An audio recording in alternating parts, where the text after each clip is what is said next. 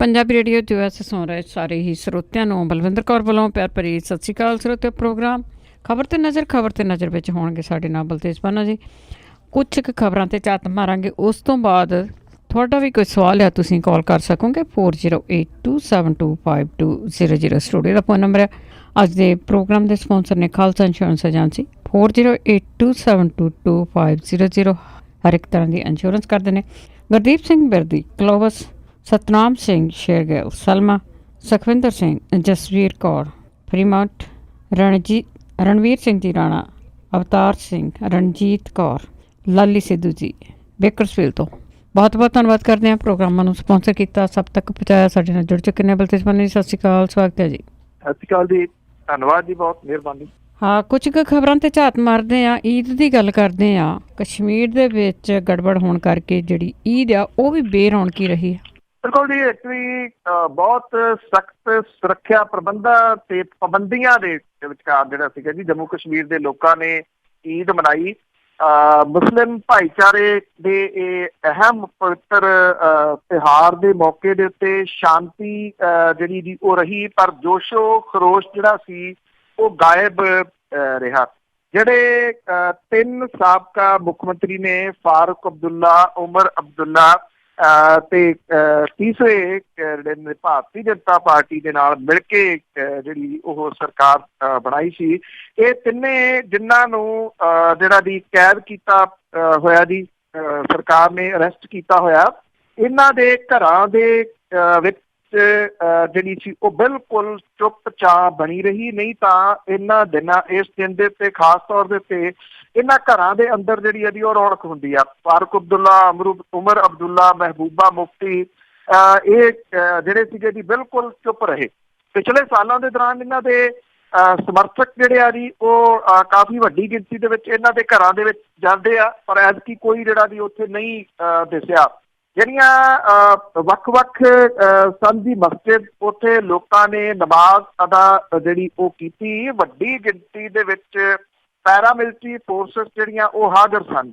ਹਾਲਾਂਕਿ ਕੁਝ ਥਾਵਾਂ ਦੇ ਉੱਤੇ ਵੱਡੀ ਨਾਅਰੇਬਾਜ਼ੀ ਜਿਹੜੀ ਸੀ ਉਹ ਕੀਤੀ। ਨਾਅਰੇਬਾਜ਼ੀ ਕਰਨ ਦੇ ਵਿੱਚ ਔਰਤਾਂ ਖਾਸ ਤੌਰ ਦੇ ਉੱਤੇ ਵੱਡੀ ਗਿਣਤੀ ਦੇ ਵਿੱਚ ਜਿਹੜੀਆਂ ਜੀ ਉਹ ਸ਼ਾਮਲ ਹੋਈਆਂ, ਪਰ ਜਿਹੜੀਆਂ ਫੋਰਸਿਸ ਸਨ ਉਹਨਾਂ ਨੇ ਬਹੁਤ ਲੰਬਾ ਸਮਾਂ ਜਾਂ ਦੇਰ ਤੱਕ ਇਹਨਾਂ ਭੀੜਾਂ ਨੂੰ ਨਾਅਰੇਬਾਜ਼ੀ ਨਹੀਂ ਕਰਨ ਦਿੱਤੀ। ਉਹਨਾਂ ਨੇ ਤਿੱਤਰ ਬਿੱਤਰ ਜਿਹੜਾ ਜੀ ਉਹ ਕਰ ਦਿੱਤਾ।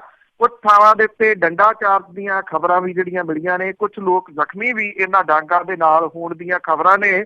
ਸੈਂਟਰ ਦੀ ਜਿਹੜੀ ਸਰਕਾਰ ਹੈ ਜੀ ਉਹਦੇ ਵੱਲੋਂ ਜਿਹੜੀ ਬੋਲੀ ਆ ਉਹ ਇਹੀ ਬੋਲੀ ਜਾ ਰਹੀ ਆ ਕਿ ਸਭ ਜਗ੍ਹਾ ਦੇ ਉੱਤੇ ਸ਼ਾਂਤੀ ਆ, ਕੋਈ ਕਿਸੇ ਕਿਸਮ ਦੀ ਗੜਬੜ ਜਿਹੜੀ ਹੈ ਜੀ ਉਹ ਕਿਸੇ ਜਗ੍ਹਾ ਤੋਂ ਸਾਹਮਣੇ ਨਹੀਂ ਆਈ। ਉਹਨੇ ਇਹਨਾਂ ਖਬਰਾਂ ਦਾ ਵੀ ਖੰਡਨ ਕੀਤਾ ਕਿ ਕਿਸੇ ਜਗ੍ਹਾ ਦੇ ਉੱਤੇ ਕੋਈ ਗੋਲੀ ਦੀ ਘਟਨਾ ਜਿਹੜੀ ਆ ਜੀ ਉਹ ਵਾਪਰੀ ਆ।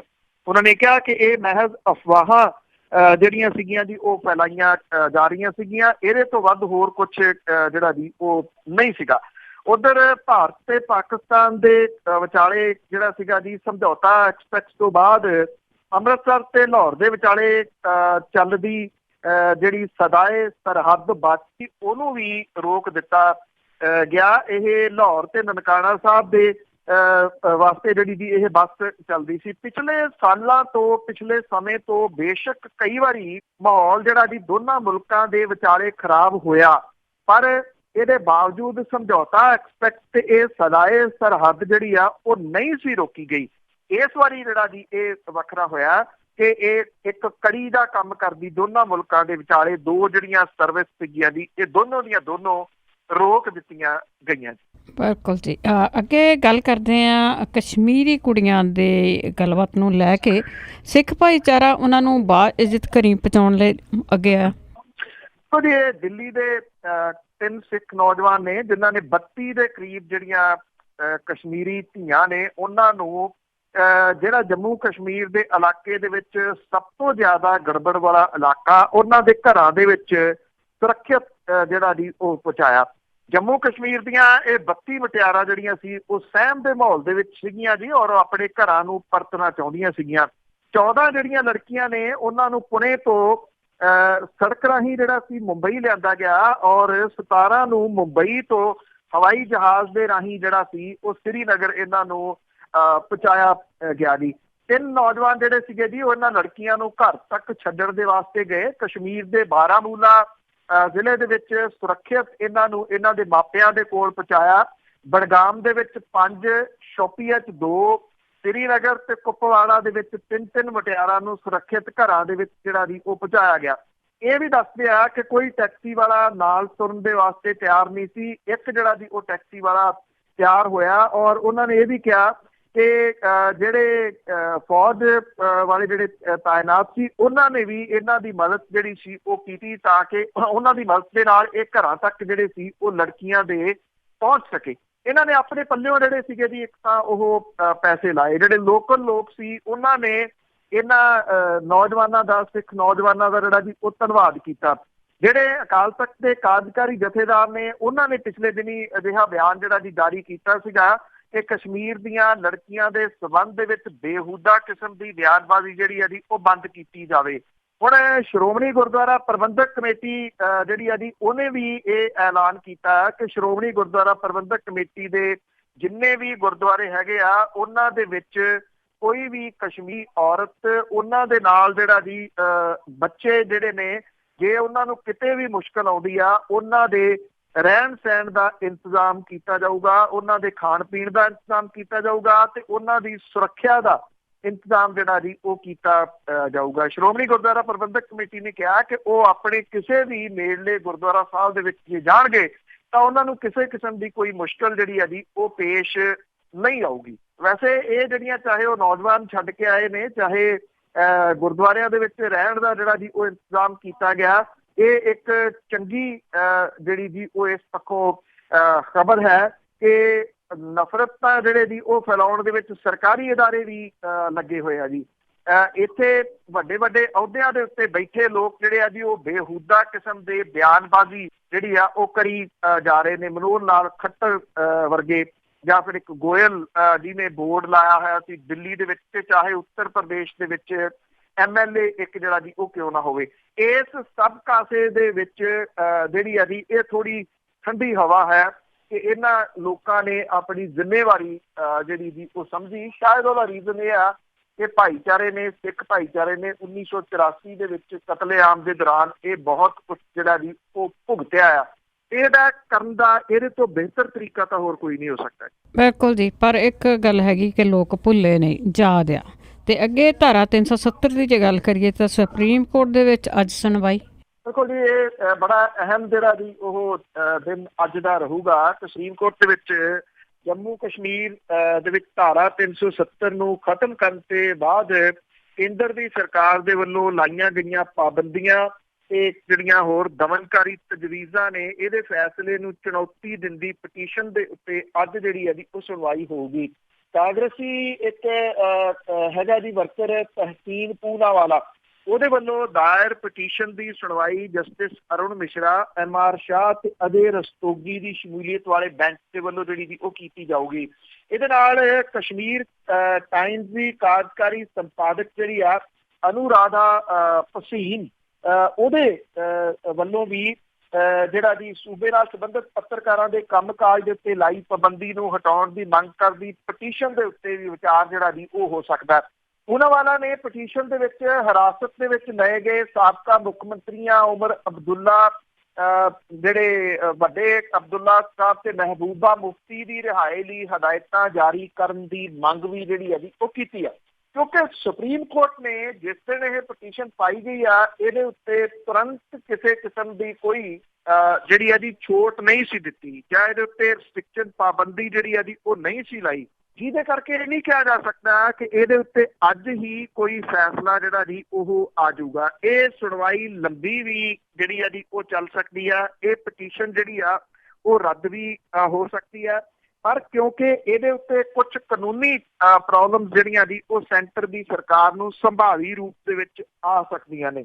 ਉਂਝ ਵੈਸੇ ਜਿਹੜੇ ਜਾਣਕਾਰ ਨੇ, ਕਾਨੂੰਨੀ ਮਾਹਰ ਨੇ, ਉਹ ਵੀ ਕਹਿੰਦੇ ਆ ਕਿ ਲੋਕ ਸਭਾ ਤੇ ਰਾਜ ਸਭਾ ਦੇ ਵੱਲੋਂ ਪਾਸ ਕਰ ਦਿੱਤੇ ਜਾਣ ਤੋਂ ਬਾਅਦ ਜਦੋਂ ਰਾਸ਼ਟਰਪਤੀ ਦੇ ਉਹਦੇ ਉੱਤੇ ਸਾਈਨ ਹੋ ਗਏ ਆ, ਇਹ ਬਕਾਇਦਾ ਤੌਰ ਦੇ ਉੱਤੇ ਕਾਨੂੰਨ ਬਣ ਗਿਆ, ਉਦੋਂ ਬਾਅਦ ਇਹਦੇ ਉੱਤੇ ਕਿਸੇ ਕਿਸਮ ਦੀ ਕੋਈ ਵੱਡੀ ਕਾਨੂੰਨੀ ਰਾਹਤ ਮਿਲਣ ਦੇ ਚਾਂਸਸ ਜਿਹੜੇ ਆ ਜੀ ਉਹ ਘੱਟ ਹੈ।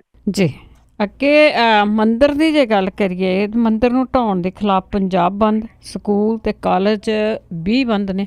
ਬਿਲਕੁਲ ਜੀ, ਇਸ ਵੇਲੇ ਜਿੰਨੀਆਂ ਕੁ ਖਬਰਾਂ ਜਿਹੜੀਆਂ ਦੀ ਪੰਜਾਬ ਤੋਂ ਆ ਰਹੀਆਂ ਨੇ, ਪੰਜਾਬ ਦੇ ਸ਼ਹਿਰ ਜਲੰਧਰ ਦੇ ਵਿੱਚ, ਫਗਵਾੜੇ ਦੇ ਵਿੱਚ, ਲੁਧਿਆਣੇ ਦੇ ਵਿੱਚ ਜਿਹੜਾ ਜੀ ਇਹ ਬੰਦ ਦਾ ਅਸਰ ਦਿਸ ਰਿਹਾ। ਖਾਸ ਤੌਰ ਦੇ ਉੱਤੇ ਸ਼ਹਿਰਾਂ ਦੇ ਅੰਦਰ ਤਾਂ ਨਹੀਂ, ਬਹੁਤਾ ਜ਼ੋਰ ਜਿਹੜਾ ਜੀ ਉਹ ਦਲਿਤ ਭਾਈਚਾਰੇ ਦਾ ਲੱਗਿਆ ਹੋਇਆ ਹਾਈਵੇ ਦੇ ਉੱਤੇ। ਹਾਈਵੇ ਦੇ ਉੱਤੇ ਪੁਲਿਸ ਵੱਡੀ ਗਿਣਤੀ ਦੇ ਵਿੱਚ ਤਾਇਨਾਤ ਆ, ਫੇਰ ਵੀ ਜਿਹੜਾ ਜੀ ਇਹ ਹਾਈਵੇ ਦੇ ਉੱਤੇ ਵੱਡਾ ਵਿਘਨ ਪੈਣ ਦੀਆਂ ਖਬਰਾਂ ਜਿਹੜੀਆਂ ਉਹ ਆ ਰਹੀਆਂ ਨੇ। ਲੁਧਿਆਣੇ ਦੇ ਵਿੱਚ ਵੀ ਜਿਹੜੇ ਦਲਿਤ ਭਾਈਚਾਰੇ ਦੇ ਬੰਦੇ ਨੇ ਜੀ, ਉਹਨਾਂ ਨੇ ਨੈਸ਼ਨਲ ਹਾਈਵੇ ਨੰਬਰ 1 ਨੂੰ ਰੋਕਿਆ। ਇਸੇ ਤਰੀਕੇ ਦੀ ਰੋਕ ਫਗਵਾੜੇ ਦੇ ਵਿੱਚ ਜਿਹੜੀ ਜੀ ਉਹ ਦੱਸੀ ਜਾ ਰਹੀ ਹੈ ਜੀ।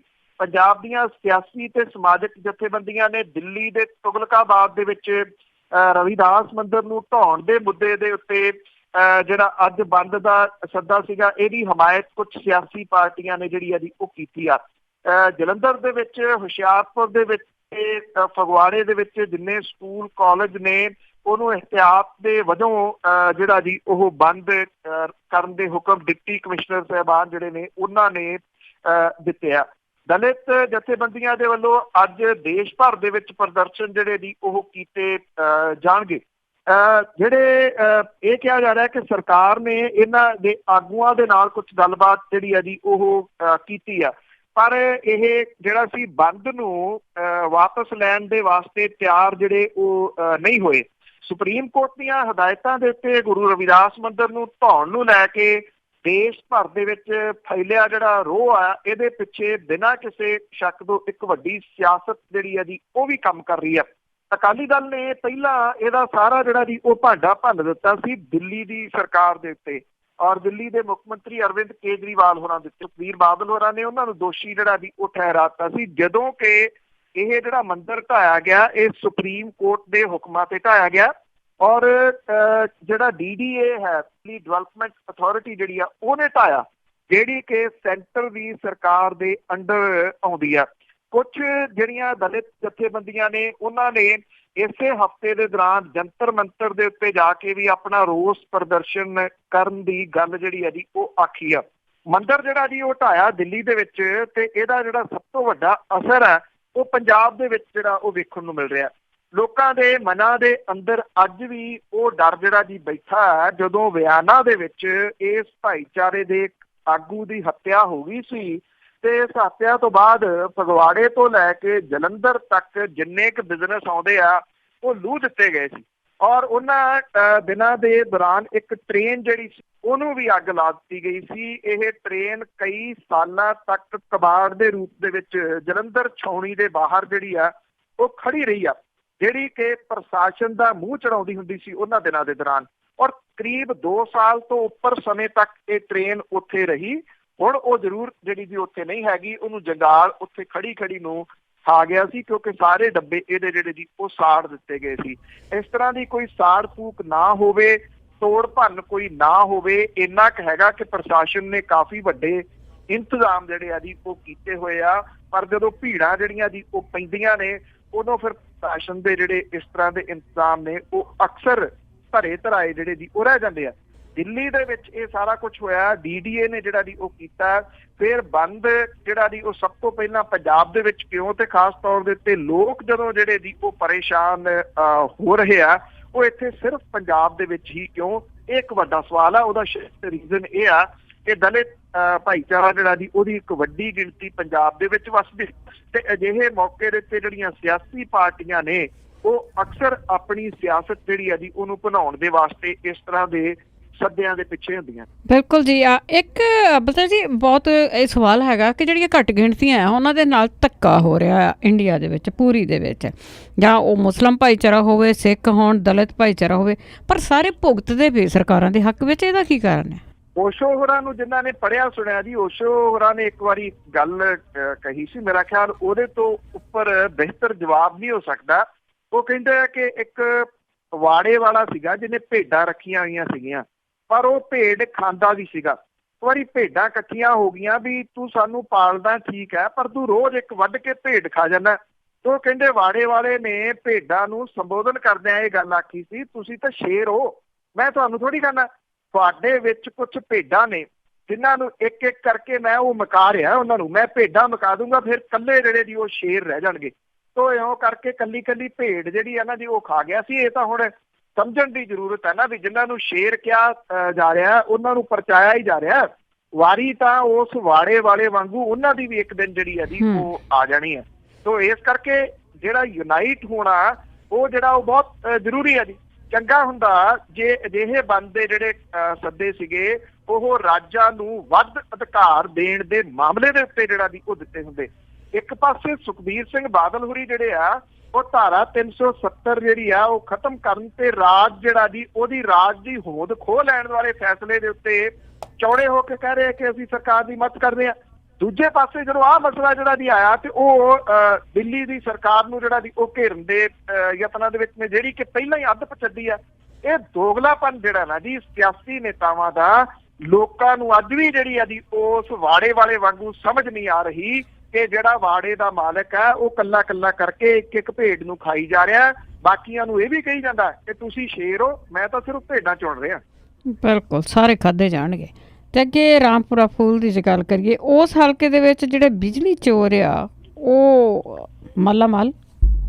ਐਕਚੁਅਲੀ ਬਿਜਲੀ ਚੋਰੀ ਜਿਹੜੀ ਹੈ ਨਾ ਜੀ ਉਹ ਇੱਥੇ ਇੱਕ ਵੱਡੀ ਸਮੱਸਿਆ ਹਮੇਸ਼ਾ ਜਿਹੜੀ ਜੀ ਪੰਜਾਬ ਦੇ ਵਿੱਚ ਬਣਦੀ ਰਹੀ ਆ। ਵੱਡੇ ਲੋਕ ਬਹੁਤ ਬਿਜਲੀ ਚੋਰੀ ਜਿਹੜੀ ਹੈ ਜੀ ਉਹ ਕਰਦੇ ਆ।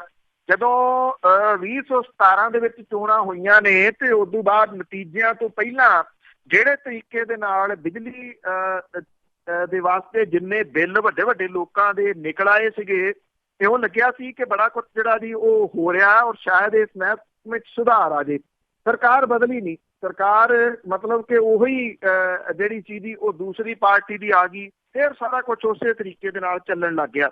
ਮਾਲ ਮੰਤਰੀ ਦੇ ਹਲਕਾ ਰਾਮਪੁਰਾ ਫੂਲ ਦੇ ਵਿੱਚ ਬਿਜਲੀ ਚੋਰਾਂ ਨੂੰ ਖੁੱਲੀ ਛੁੱਟੀ ਆ। ਰਾਮਪੁਰਾ ਦੇ ਵਿੱਚ ਅਮੀਰਾਂ ਦਾ ਕੈਨਾਲ ਕਲੱਬ ਜਿਹੜਾ ਜੀ ਉਹ 2,98,000 ਦਾ ਡਿਫਾਲਟਰ ਹੈ। ਬਿਜਲੀ ਅਫਸਰਾਂ ਨੇ ਕਲੱਬ ਤੋਂ ਪਾਸਾ ਵਟਿਆ ਹੋਇਆ। ਨਗਰ ਕੌਂਸਲ ਰਾਮਪੁਰਾ ਦੀ ਬਿਨਾਂ ਕਿਸੇ ਪ੍ਰਵਾਨਗੀ ਤੋਂ ਕੈਨਾਲ ਕਲੱਬ ਦੇ ਉੱਤੇ ਹਾਕਮ ਧਿਰ ਦੇ ਬੰਦੇ ਕਾਬਜ਼ ਹੈ, ਜਦੋਂ ਕਿ ਕਲੱਬ ਦੀ ਜਗ੍ਹਾ ਕੌਂਸਲ ਦੀ ਜਾਇਦਾਦ ਹੈ। ਇਸ ਕਲੱਬ ਦੀ ਮੈਂਬਰਸ਼ਿਪ ਫੀ ਜਿਹੜੀ ਆ ਉਹ 50,000 ਤੋਂ ਲੈ ਕੇ 1 ਲੱਖ ਰੁਪਏ ਤੱਕ ਹੈ। ਅਕਾਲੀ ਸਰਕਾਰ ਦੇ ਵੇਲੇ ਕੈਨਾਲ ਕਲੱਬ ਦਾ ਕੇਸ ਸੁਪਰੀਮ ਕੋਰਟ ਤੱਕ ਗਿਆ ਸੀਗਾ। ਮਹਿਰਾਜ ਪਿੰਡ ਦੇ ਗੁਰਮੀਤ ਸਿੰਘ ਦੀ ਪਟੀਸ਼ਨ ਤੇ 21 ਸਤੰਬਰ 2012 ਨੂੰ ਤਾਂ ਹਾਈ ਕੋਰਟ ਨੇ ਕਲੱਬ ਨੂੰ ਢਾਉਣ ਦੇ ਹੁਕਮ ਜਾਰੀ ਕਰਤੇ ਸੀਗੇ। ਸਿੰਚਾਈ ਮਹਿਕਮੇ ਨੇ ਮੁਫਤ ਦੇ ਵਿੱਚ ਜ਼ਮੀਨ ਕੈਨਾਲ ਕਲੱਬ ਨੂੰ ਦਿੱਤੀ ਸੀ, ਮਗਰੋਂ ਇਹ ਜ਼ਮੀਨ ਨਗਰ ਕੌਂਸਲ ਨੂੰ ਮਿਲ ਗਈ, ਜਿਹਨੇ 24 ਮਈ 10 ਨੂੰ ਕੈਨਾਲ ਕਲੱਬ ਦੇ ਉੱਤੇ ਨੂੰ ਜਿਹੜਾ ਸੀ ਉਹ ਜਗ੍ਹਾ ਲੀਜ਼ ਤੇ ਦੇਤੀ। ਅਕਾਲੀ ਬੀਜੇਪੀ ਗੱਠਜੋੜ ਸਰਕਾਰ ਦੇ ਵੇਲੇ ਅਕਾਲੀ ਕਾਬਜ਼ ਰਹੇ ਤੇ ਹੁਣ ਕਾਂਗਰਸੀ ਉਸੇ ਤਰਜ਼ ਦੇ ਉੱਤੇ ਤੇ ਕਾਬਜ਼ ਨੇ, ਜਦੋਂ ਕਿ ਬਿੱਲ ਜਿਹੜਾ ਜੀ ਉਹ ਕੌਂਸਲ ਭਰ ਰਹੀ ਹੈ। ਇਹ ਜਿਹੜਾ ਕਲੱਬ ਹੈ ਇਹਨੂੰ ਪਹਿਲਾਂ ਵੀ ਪਾਵਰਕਾਮ ਦੇ ਵੱਲੋਂ 1,10,000 ਰੁਪਏ ਦਾ ਜੁਰਮਾਨਾ ਪਾਇਆ ਗਿਆ ਸੀ। ਹੁਣ ਜਦੋਂ ਬਿਜਲੀ ਚੋਰੀ ਰੋਕਣ ਦੇ ਵਾਸਤੇ ਉੱਡਣ ਦਸਤੇ ਜਿਹੜੇ ਸੀ ਉਹ ਰਾਮਪੁਰਾ ਦੇ ਵਿੱਚ ਪਹੁੰਚੇ ਤਾਂ ਹਕੂਮਤ ਬਿਜਲੀ ਚੋਰਾਂ ਦੀ ਪਿੱਠ ਤੇ ਆ ਗਈ। ਹਕੂਮਤੀ ਦਾਅਵੇ ਤੋਂ ਬਾਅਦ ਰਾਮਪੁਰਾ ਸ਼ਹਿਰ ਦਾ ਐਕਸੀਅਨ 15 ਦਿਨ ਦੀ ਛੁੱਟੀ ਤੇ ਚਲੇ ਗਿਆ।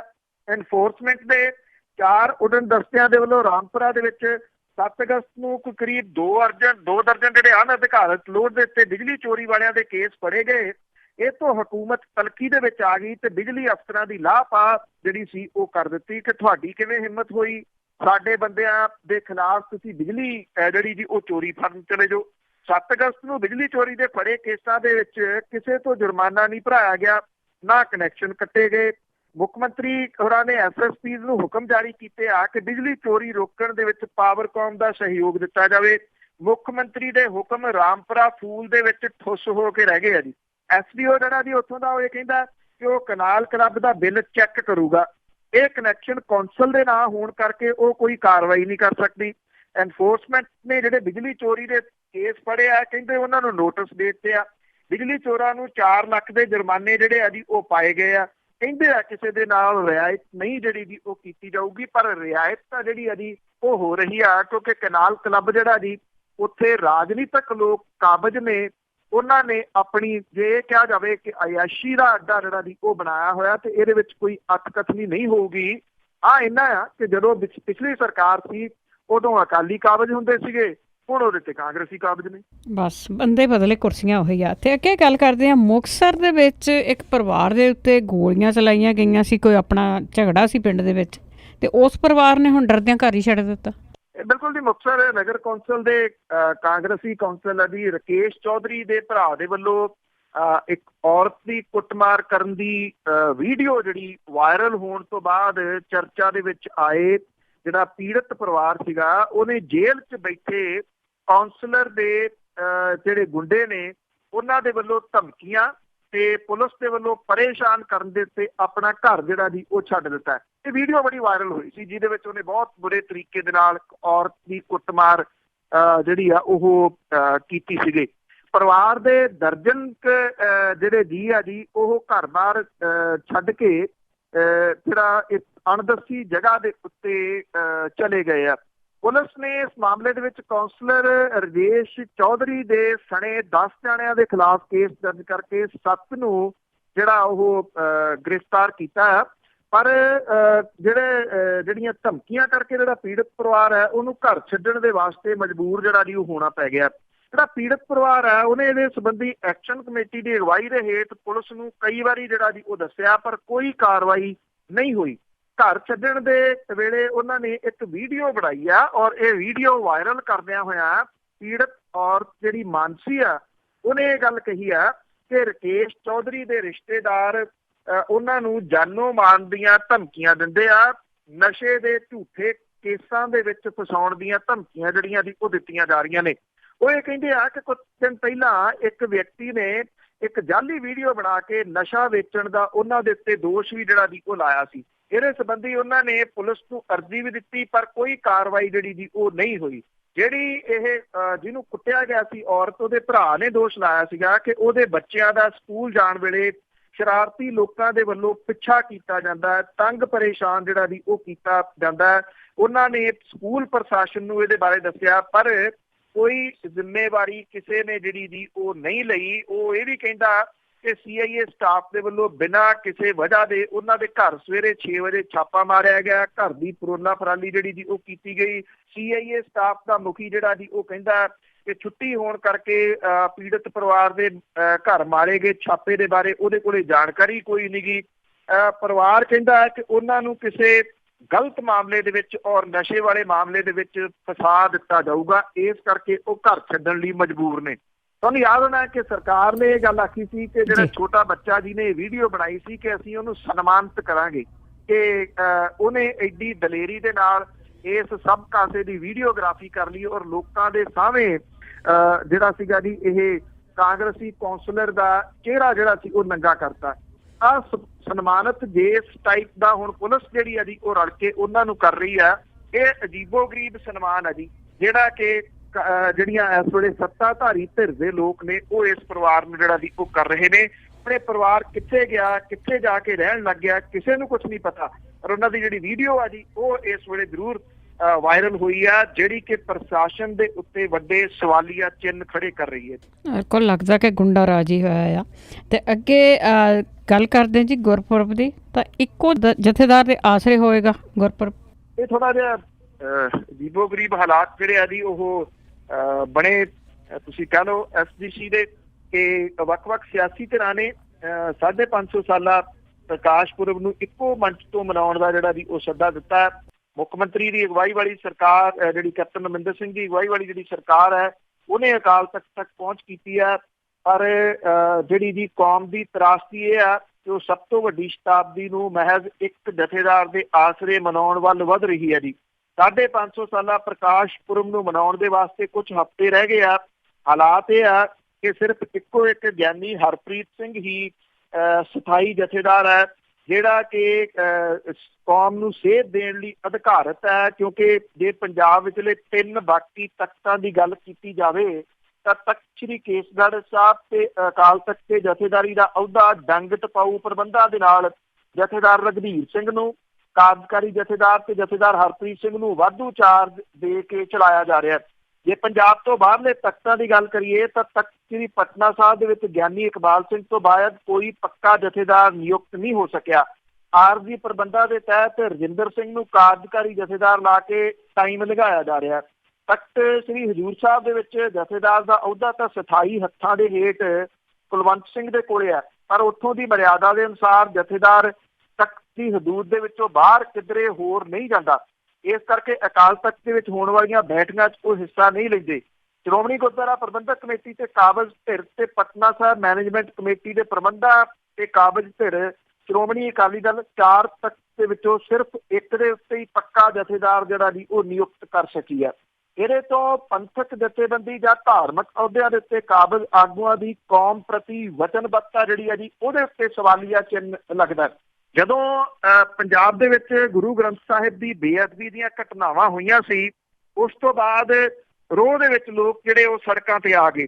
ਉਹਨਾਂ ਨੂੰ ਕੈਸ਼ ਕਰਨ ਦੇ ਵਾਸਤੇ ਚੱਬੇ ਦੇ ਵਿੱਚ ਜਿਹੜਾ ਸੀ ਜੀ ਉਹ ਸਰਬੱਤ ਖਾਲਸਾ ਬੁਲਾਇਆ ਗਿਆ। ਹਾਲਾਂਕਿ ਕੁਝ ਧਿਰਾਂ ਇਹ ਸਰਬੱਤ ਖਾਲਸਾ ਬੁਲਾਉਣ ਦੇ ਹੱਕ ਦੇ ਵਿੱਚ ਨਹੀਂ ਸਨ। ਸਿਮਰਨਜੀਤ ਸਿੰਘ ਮਾਨ ਐਂਡ ਗਰੁੱਪ ਜਿਹੜਾ ਸੀਗਾ ਜੀ ਉਹ ਇਸ ਗੱਲ ਦੇ ਉੱਤੇ ਵਜਦ ਰਹੇ ਕਿ ਉਹਨਾਂ ਨੇ ਬੁਲਾਉਣਾ ਇਹ ਸਰਬੱਤ ਖਾਲਸਾ। ਬੁਲਾਇਆ ਗਿਆ ਔਰ ਉੱਥੇ ਜਿਹੜਾ ਸੀ ਮੁਤਵਾਜੀ ਜਥੇਦਾਰ ਥਾਪ ਦਿੱਤੇ ਗਏ, ਕਿਉਂਕਿ ਜਗਤਾਰ ਸਿੰਘ ਹਵਾਰਾ ਹੁਰੀ ਜੇਲ੍ਹ ਦੇ ਵਿੱਚ ਨੇ। ਉਹ ਲਿਮਟਿਡ ਹੀ ਕੋਈ ਸੰਦੇਸ਼ ਜਿਹੜਾ ਜੀ ਉਹ ਦੇ ਸਕਦੇ ਨੇ। ਜਦੋਂ ਕੋਈ ਚਿੱਠੀ ਵਗੈਰਾ ਜਿਹੜੀ ਜੀ ਉਹ ਆਉਂਦੀ ਆ, ਅਗਵਾਈ ਤਾਂ ਨਹੀਂ ਜਿਹੜਾ ਜੀ ਉਹ ਕਰ ਸਕਦੇ। ਜਿਹੜੇ ਬਾਹਰ ਜਥੇਦਾਰ ਸੀਗੇ, ਧਿਆਨ ਸਿੰਘ ਮੰਡ, ਬਲਜੀਤ ਸਿੰਘ ਦਾਦੂਵਾਲ ਹੁਰੀ, ਜਿਨ੍ਹਾਂ ਨੇ ਬਰਗਾੜੀ ਮੋਰਚਾ ਲਾਇਆ ਔਰ ਬਰਗਾੜੀ ਮੋਰਚਾ ਸਿਖਰ ਤੇ ਵੀ ਲੈ ਕੇ ਗਏ, ਪਰ ਸਿਖਰ ਤੇ ਜਾਂਦਿਆਂ ਜਾਂਦਿਆਂ ਐਸਾ ਧੜੇਬੰਦੀ ਦਾ ਸ਼ਿਕਾਰ ਹੋਏ ਤੇ ਪੈਸਾ ਜਿਹੜਾ ਜੀ ਉਹ ਇਨਵੋਲਵ ਹੋ ਗਿਆ ਕਿ ਅੱਜ ਉਹ ਲੋਕਾਂ ਦੇ ਸਾਹਮਣੇ ਆਉਣ ਜੋਗੇ ਨਹੀਂ ਰਹੇ। ਤੇ ਉਹ ਆ ਕੇ ਸੰਦੇਸ਼ ਤਾਂ ਉਹਨਾਂ ਨੇ ਕੀ ਜਿਹੜਾ ਜੀ ਉਹ ਜਾਰੀ ਕਰਨਾ। 550 ਸਾਲਾ ਗੁਰੂ ਨਾਨਕ ਸਾਹਿਬ ਦਾ ਜਿਹੜਾ ਗੁਰਪੁਰਬ ਆ ਰਿਹਾ, ਉਸ ਮੌਕੇ ਦੇ ਉੱਤੇ ਕੌਮ ਦੇ ਵਿਚਾਲੇ ਇਹ ਜੋ ਸਾਰਾ ਕੁਝ ਜਿਹੜਾ ਜੀ ਉਹ ਹੋਇਆ ਪਿਆ ਜਾਂ ਲੀਡਰਲੈਸ ਜਿਹੜੀ ਜੀ ਉਹ ਕੌਮ ਹੋਈ ਪਈ ਆ, ਇਹਦੇ ਉੱਤੇ ਵਿਚਾਰ ਕਰਨ ਦੇ ਵਾਸਤੇ ਜਾਂ ਇਹ ਕਿਵੇਂ ਸਾਂਭਿਆ ਜਾਵੇ, ਅੱਜ ਕੋਈ ਆਸ ਦੀ ਕਿਰਨ ਜਿਹੜੀ ਹੈ ਜੀ ਉਹ ਬਹੁਤ ਘੱਟ ਨਜ਼ਰ ਆ ਰਹੀ ਹੈ ਹੀ ਨਹੀਂ ਜੀ। ਕਿਤੇ ਵੀ ਕੋਈ ਇਸ ਗੱਲ ਦਾ ਫਿਕਰ ਨਹੀਂ। ਤੇ ਅਖੀਰ ਦੇ ਵਿੱਚ ਗੱਲ ਕਰਦੇ ਹਾਂ, ਬਲਟੋਹੇ ਨੂੰ ਮਾਈਕ ਤੇ ਨਹੀਂ ਬੋਲਣ ਦਿੱਤਾ ਗਿਆ ਪਿੰਡ ਵਿੱਚ। ਦੇਖੋ ਉਹ ਹੈ ਨਾ ਜੀ ਕਿ ਸ਼ਾਹ ਮੁਹੰਮਦਾ ਐਸਾ ਕੌਣ ਹੋ ਸੀ ਜਿਹਦਾ ਸ਼ੁਰੂ ਦੇ ਵਾਂਗ ਅਖੀਰ ਹੋਵੇ।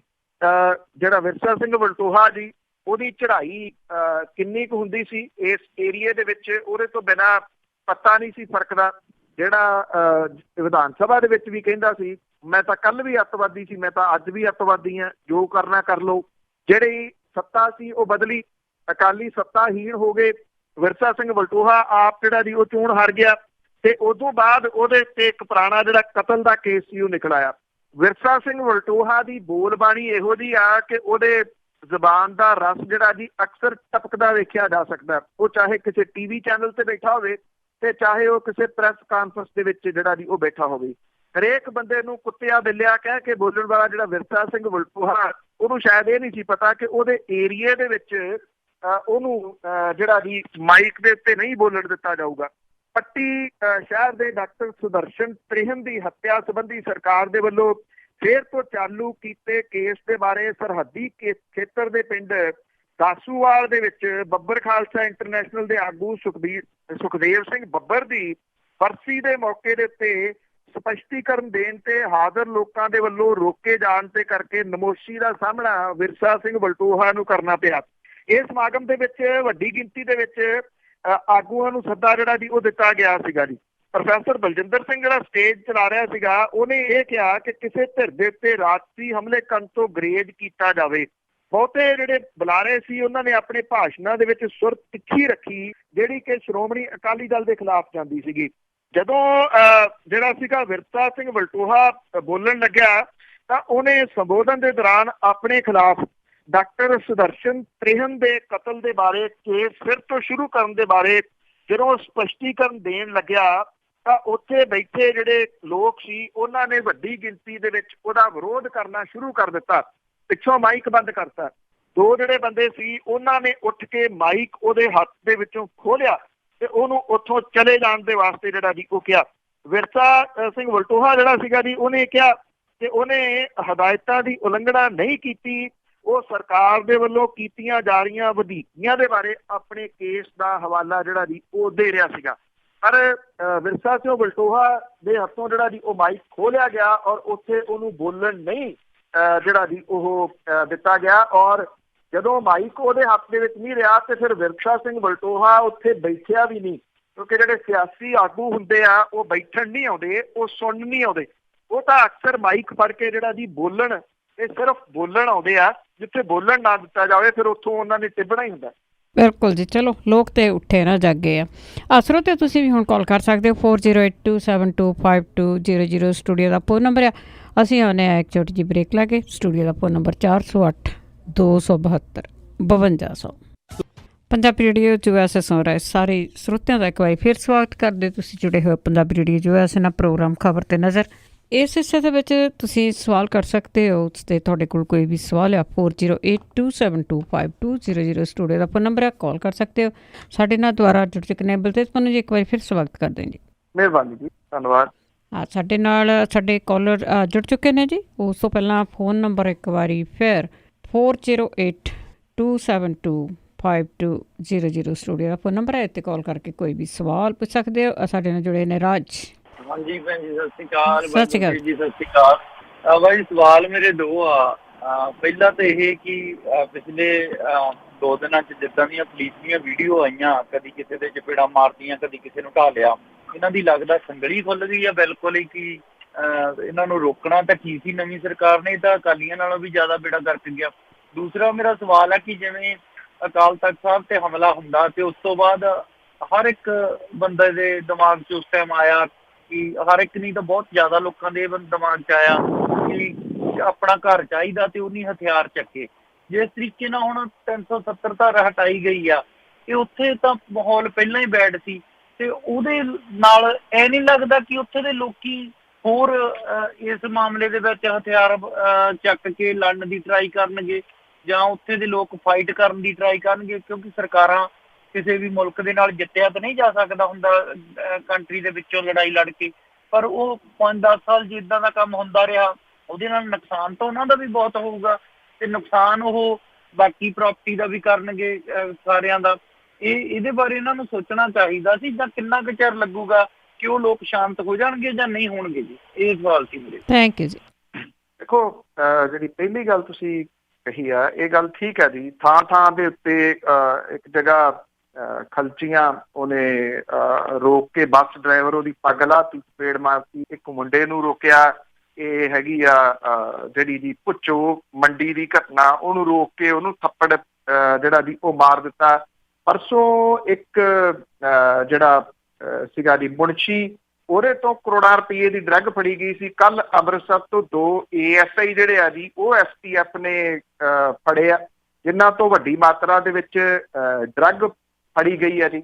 ਤੋ ਇਹ 2-3 ਚੀਜ਼ਾਂ ਨੇ ਜੀ। ਇੱਕ ਤਾਂ ਕਾਲੀਆਂ ਭੇਡਾਂ ਜਿਹੜੀਆਂ ਦੀ ਉਹ ਦਿਸ ਰਹੀਆਂ ਨੇ, ਉਹ ਸਾਹਮਣੇ ਜਿਹੜਾ ਦੀ ਆ ਰਹੀਆਂ ਨੇ। ਦੂਜਾ ਡਰੱਗ ਦੇ ਵਿੱਚ ਜਿਹੜੀ ਦੀ ਉਹ ਇਨਵੋਲਵਮੈਂਟ, ਇਹ ਤਾਂ ਬਿਲਕੁਲ ਤੁਹਾਡੀ ਗੱਲ ਠੀਕ ਹੈ ਜੀ। ਇਹ ਤਾਂ ਕੰਮ ਅੱਗੇ ਨਾਲੋਂ ਵੀ ਜਿਹੜਾ ਦੀ ਉਹ ਖਰਾਬ ਹੋ ਗਿਆ। ਜਿਹੜਾ ਡਰੱਗ ਦਾ ਵਿਰੋਧ ਕਰ ਰਹੇ ਆ, ਇੱਕ ਜਿਹੜੇ ਉਹਦੇ ਮੁੰਡੇ ਦੇ ਉੱਤੇ ਗੋਲੀ ਜਿਹੜੀ ਦੀ ਉਹ ਚਲਾਤੀ, ਉਹ ਇਸ ਵੇਲੇ ਜੇਰੇ ਇਲਾਜ ਹੈ। ਜੇ ਪਿੰਡਾਂ ਵਾਲੇ ਵਿਰੋਧ ਕਰਦੇ ਆ ਤੇ ਉਹ ਧਰ ਲਏ ਜਾਂਦੇ ਆ ਜੀ ਪਿੰਡਾਂ ਵਾਲੀ। ਇਹ ਕਿਹਾ ਜਾਂਦਾ ਕਿ ਜਿਹੜੇ ਵੇਚਣ ਵਾਲੇ ਆ ਉਹ ਇੰਨੇ ਕੁ ਭੂਸਰੇ ਹੋਏ ਆ ਜੀ, ਉਹ ਜਦੋਂ ਛੁੱਟ ਕੇ ਆ ਜਾਂਦੇ ਆ ਤਾਂ ਆਉਂਦਿਆਂ ਸਾਰ ਪਹਿਲਾਂ ਨਿਸ਼ਾਨਾ ਜਿਹੜਾ ਦੀ ਉਹਨਾਂ ਨੂੰ ਪਤਾ ਕਿ ਕਿਹੜੇ ਕਿਹੜੇ ਬੋਲਦੇ ਆ, ਉਹਨਾਂ ਨੂੰ ਬਣਾਉਂਦੇ ਆ। ਉਹਨਾਂ ਦੀ ਰਾਖੀ ਦੇ ਵਾਸਤੇ ਮੁੜ ਕੇ ਕੋਈ ਨਹੀਂ ਜਿਹੜਾ ਜੀ ਉਹ ਹੈਗਾ। ਇਹ ਮਾਮਲਾ ਤਾਂ ਤਕਰੀਬਨ ਤੁਸੀਂ ਕਹਿ ਲਓ ਕਿ ਹੱਥੋਂ ਨਿਕਲਣ ਵਾਲੇ ਸਟੇਸ਼ਨ ਦੇ ਉੱਤੇ ਜਿਹੜਾ ਜੀ ਉਹ ਚਲੇ ਗਿਆ ਹੋਇਆ। ਐਕਚੁਅਲੀ ਕੀ ਆ ਕਿ ਮੂੰਹ ਨੂੰ ਖੂਨ ਲੱਗਣ ਵਾਲੀ ਜਿਹੜੀ ਦੀ ਉਹ ਗੱਲ ਹੁੰਦੀ ਆ। ਮੂੰਹ ਨੂੰ ਖੂਨ ਲੱਗ ਗਿਆ, ਤਨਖਾਹਾਂ ਨੂੰ ਤਾਂ ਕੁਛ ਸਮਝਦੇ ਨਹੀਂ। ਇਸ ਦੇ ਵਿੱਚ ਪੈਸਾ ਜਿਹੜਾ ਜੀ ਉਹ ਜ਼ਿਆਦਾ, ਔਰ ਪੈਸਾ ਸਾਹਮਣੇ ਜਿਹੜਾ ਜੀ ਉਹ ਰੱਖ ਲਿਆ। ਔਰ ਦੂਜਾ ਇਹ ਆ ਕਿ ਜਦੋਂ ਕੰਟਰੋਲ ਨਾ ਹੋਵੇ, ਕਿਉਂਕਿ ਜਿਹੜਾ ਰਾਜ ਆ ਜੀ ਉਹ ਤਾਂ ਕੁਛ ਅਫਸਰ ਹੀ ਚਲਾ ਰਹੇ ਆ ਨਾ ਇਸ ਵੇਲੇ। ਮੁੱਖ ਮੰਤਰੀ ਹੋਰਾਂ ਦੀ ਤਾਂ ਇਨਵੋਲਵਮੈਂਟ ਹੀ ਕਿਤੇ ਨਹੀਂ ਦੀਦੀ। ਹੋਰ ਤਾਂ ਛੱਡੋ, ਉਹਨਾਂ ਦਾ ਪੇਜ ਚੈੱਕ ਕਰ ਲਿਓ ਕਿਤੇ।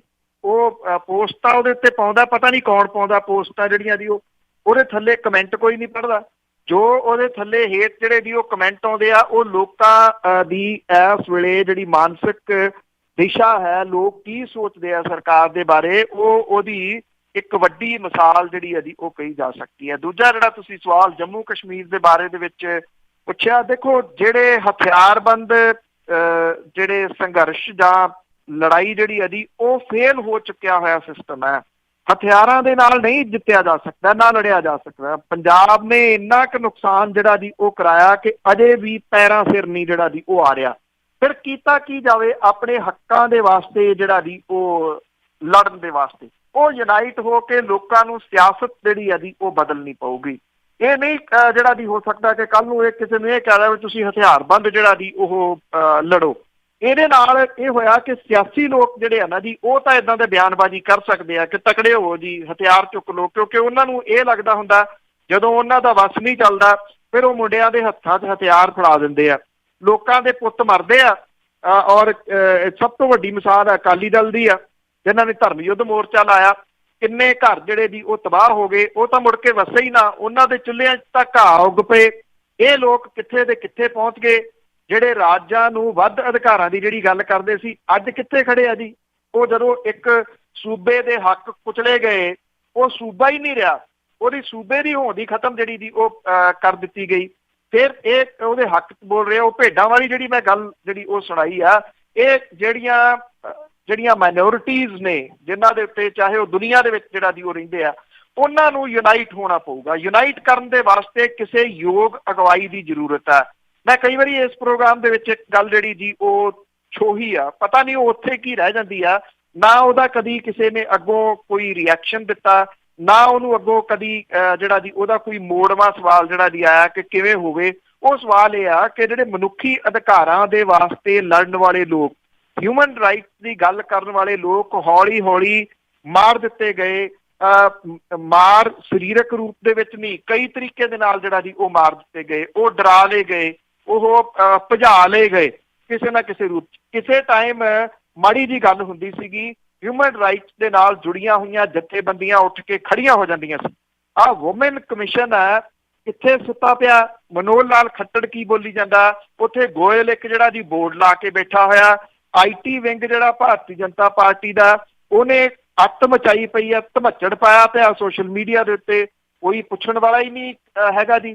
ਮਨੁੱਖੀ ਅਧਿਕਾਰਾਂ ਵਾਲੇ ਜਿਹੜੇ ਜੀ ਉਹ ਕਿੱਥੇ ਗਏ, ਉਹ ਕਿਸ ਜਗ੍ਹਾ ਦਿੱਤੇ ਗਏ। ਇਹ ਗੱਲ ਜਿਹੜੀ ਨਾ ਜੀ ਇਸ ਵੇਲੇ ਸ਼ੁਰੂ ਕਰਨ ਦੀ ਜ਼ਰੂਰਤ ਹੈ ਦੁਬਾਰਾ। ਅੱਜ ਤਾਂ ਵਿਸ਼ਵ ਪੱਧਰ ਦੇ ਉੱਤੇ ਅਜਿਹੀ ਗੱਲ ਜਿਹੜੀ ਉਹ ਸ਼ੁਰੂ ਕਰਨ ਦੇ ਵਾਸਤੇ ਕੋਈ ਬਹੁਤ ਵੱਡਾ ਜਿਹੜਾ ਜੀ ਉਹ ਤਰੱਦਦ ਵੀ ਕਰਨ ਦੀ ਜ਼ਰੂਰਤ ਨਹੀਂ ਗੀ।